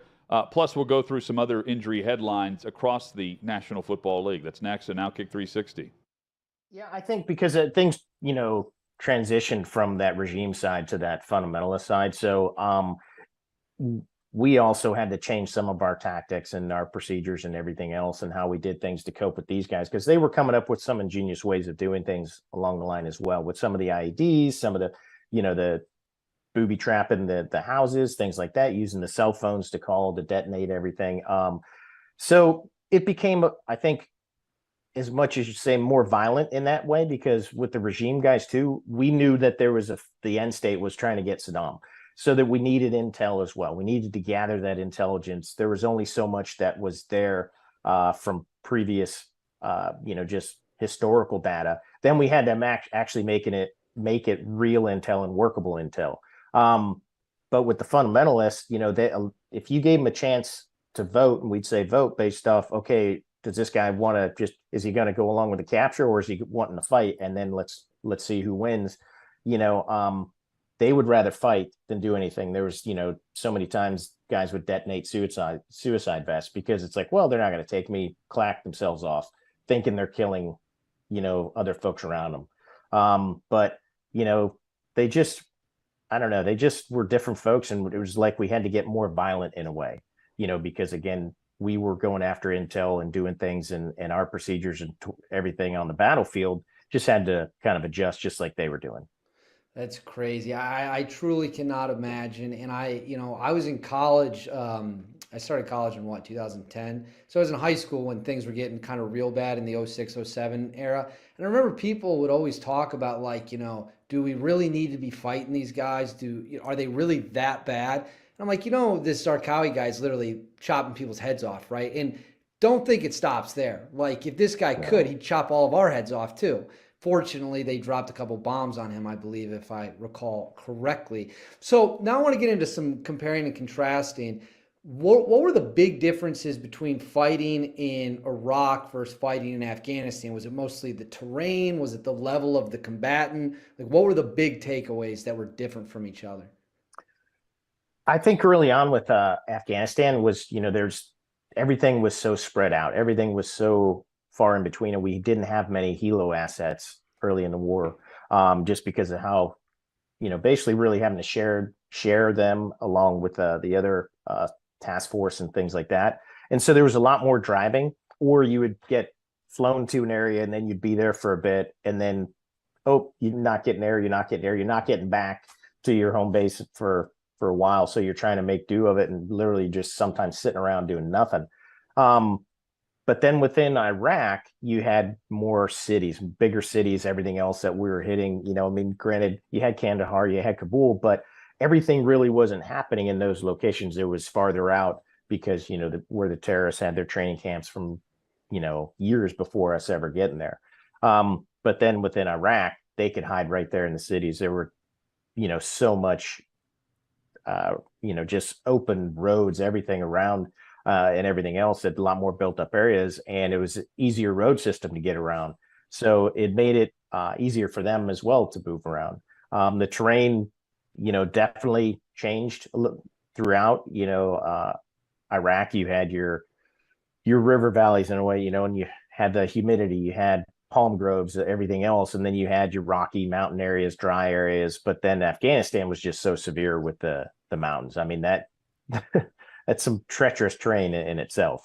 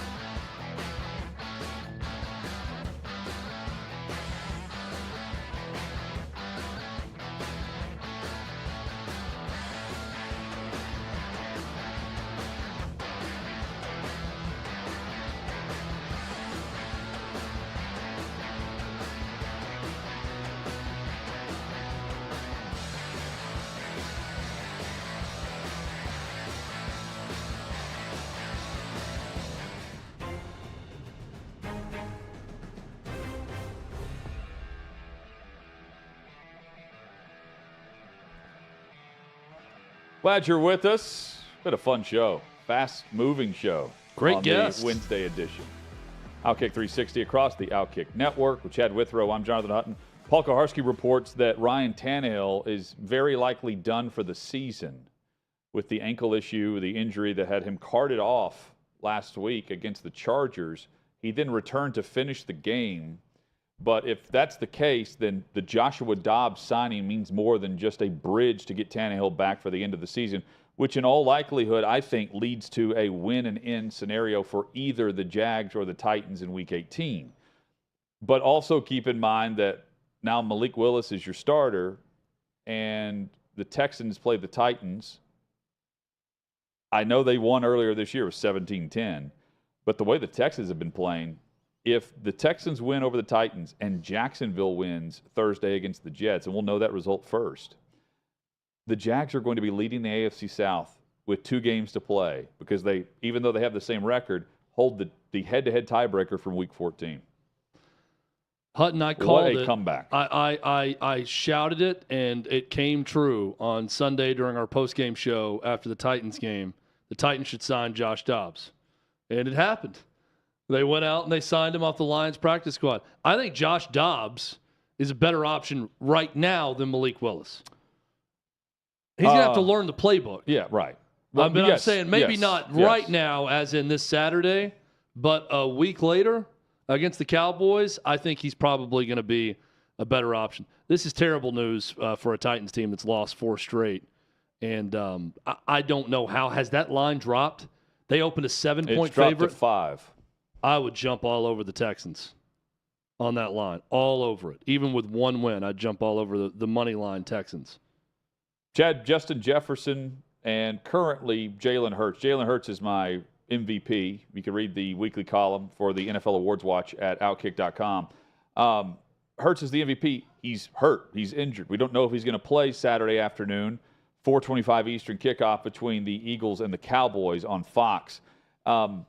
So that puts Patrick Mahomes in line to win his 2nd MVP award across the league.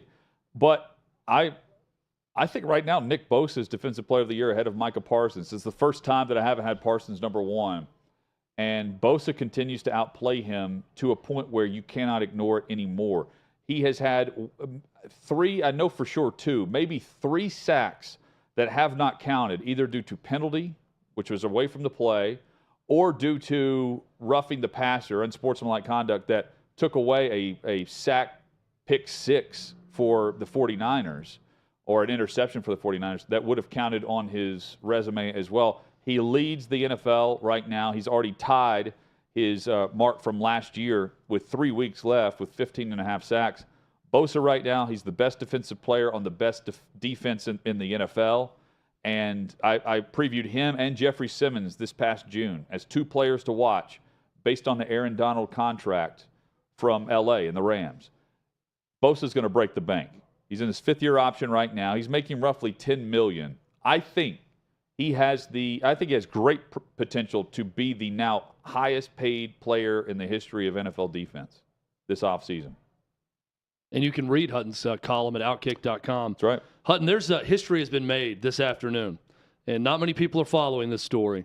But Iowa lost to Eastern Illinois in basketball. Iowa, this was this afternoon, was a 32-point favorite. Eastern Illinois was ranked 363rd out of 365 Division I teams. Wow. There are people scouring the books right now, but this is from Chris Hassel on Twitter. This is at least the biggest basketball point spread upset in 30 years. They lost by 9, and it was never that close. They lost 93-84, and they were a 32-point favorite. What was the line actually up to? Did it increase during the game, and then we saw Eastern Illinois come back and win? Oh, no. I know it was from start to finish. Eastern Illinois beat the hell out of them. Oh, they did? They said they were winning the whole time, and they ended up winning by 9. Oh, 9. They just won. I mean, there was no fluke.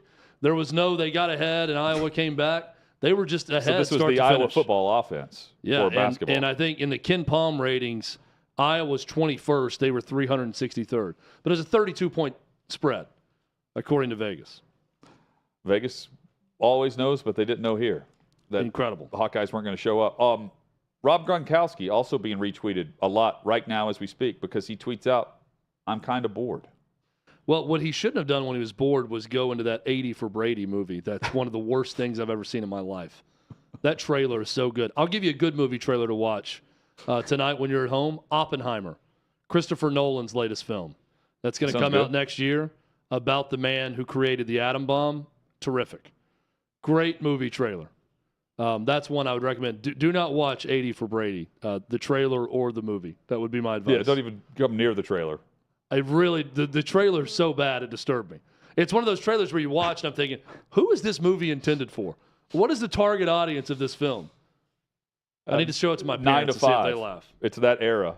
Yeah. Those that saw that in theater. Will Dolly Parton even watch this? And she was in 9 to 5. No. Does she laugh at this? We're back at it Dolly's tomorrow. Smarter than that. Plenty of football discussion. We'll hit all the headlines with you across OutKick 360 and the OutKick Network.